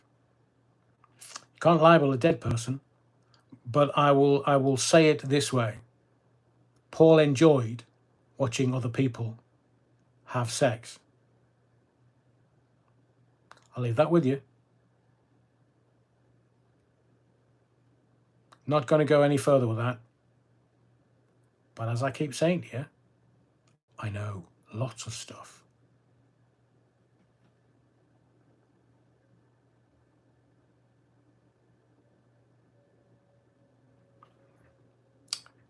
Yeah. Okay, that's a very good point from Paul. People stopped asking the tough questions years ago as they don't want to expose the truth or face the reality of the state of affairs they accept by not asking. I get it. I do get it. There's other stuff now. You know, the price of living, it's going through the roof, and people are counting their pennies. Look at America. Inflation. The cost of things. People buying up swathes of land in America so that the Americans can't. Marley, don't worry about it. Slimy looking man. Yeah. Do you know, there is something to be said for when you see someone and something goes on in your gut, you just feel that instinct. You just kind of know. Women have a better instinct than men by a country mile. So if Amalia is saying, oh, he looks a bit slimy, honestly, I'll take that, Amalia. Because your instinct is much better, as Alan Little says, and that's magic. You like it? Not a lot. Oh, he did. And for my next trick, I'm going to make this mobile phone disappear. Bless you, Alan. Newky Brown, did he enjoy kitchen cabinets being changed? Well, he wasn't hiding in the wardrobe much. He was actually in the room. And that is as big a clue as I'm going to give you. I'm not going to say anything else. Didn't Bob Monkhouse have things about mirrors also in bedrooms? I read his biography. Pauline. So you know, council estates, the husband used to hide in the wardrobe. I'm not going to say any more than that. Chris Mundy, people are afraid because there are some extremely powerful people involved in all sorts of evil. I agree, but we have to be vigilant. We have to. So if you know the path, the journey, if you know the outcome, you'll know the journey. Isn't that what David Icke once said? And I agree with him. So all I want to do with these lives is bring you enough information for you to get it. And then how you decide what your path is towards that particular outcome,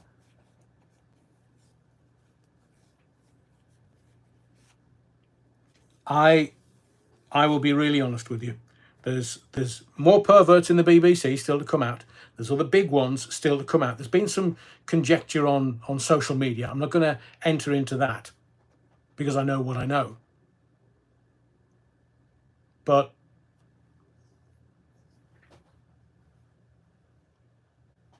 yeah, I agree with you, Ray. That's what Diddy did. That's what Epstein did. He blackmailed everyone. Not sure about Diddy, but why would he have cameras in every room in his house? Honestly, like to watch? I don't know. Look, I'm not decrying. Whatever your predilection, as long as it doesn't involve the elderly, kids and animals, just do whatever you want, so long as it's all consensual and nobody gets hurt. But it doesn't appear to be that way with Epstein and Diddy. Chris Mundy said, I used to laugh at Ike. I'm not laughing now. He's never been wrong, it appears. So, I'm not going to keep you up this evening. Thank you for being here. Thank you for your continued support. Thank you for your likes. Brilliant. We got over 100 tonight. Thank you for your continued support and subscriptions to the channel. Please make sure that you are subscribed. I'm not sure about and I can't go into too much detail, but I'm out of the country from this weekend for a few days. Obviously, I'm a ninja. I'm a man of mystery. I'm an international man of mystery, and where I'm going might not have. Well, I know that it's not part of the O2 network, so I'm not sure whether I'm going to have any Wi-Fi or internet access. But if I do, I don't think there's going to be a live on Sunday. Let me say that. There may be a live next Wednesday, because I'll try my best to find the Wi-Fi where I'm going to. It's quite a way away. And but there is definitely a live week on Sunday. Double A is the milk tray man. I wish. Love milk tray. Thank you, Ray. Thank you, Andrew. Thank you, Lottie. Yeah, I think I'll give the last comment to Lottie tonight. Thank you, Adrian. It's good to feel like we care about protecting the vulnerable. It's close to me. And me, Lottie, because the vulnerable can't protect themselves. But I'll kind of leave it there until we do another live, so I can say more in different ways, so that you get understanding and context. Thank you, Rich. And Peter Sadler, have you got your 007 license to kill? Don't need a gun. Was it Walter PPK? Agree with you, English bottle cap. Cadbury's is shit after Kraft took over. Oh, we're going off on a tangent. Right, I'm going. I need to go to bed. Not sure there's going to be a live on Sunday, but I will drop videos. I may do lives during the day. It all depends how much connectivity I can get. And this country doesn't appear to have great connectivity. So Be well, be safe. Edwards should be doing time, and this evil that's amongst us, we need to be able to get a hold of that and not allow it to destroy humanity and the beauty of our existence. Be well, be safe, and whatever you do, don't forget the Battenberg in here. Leave the pews in a tidy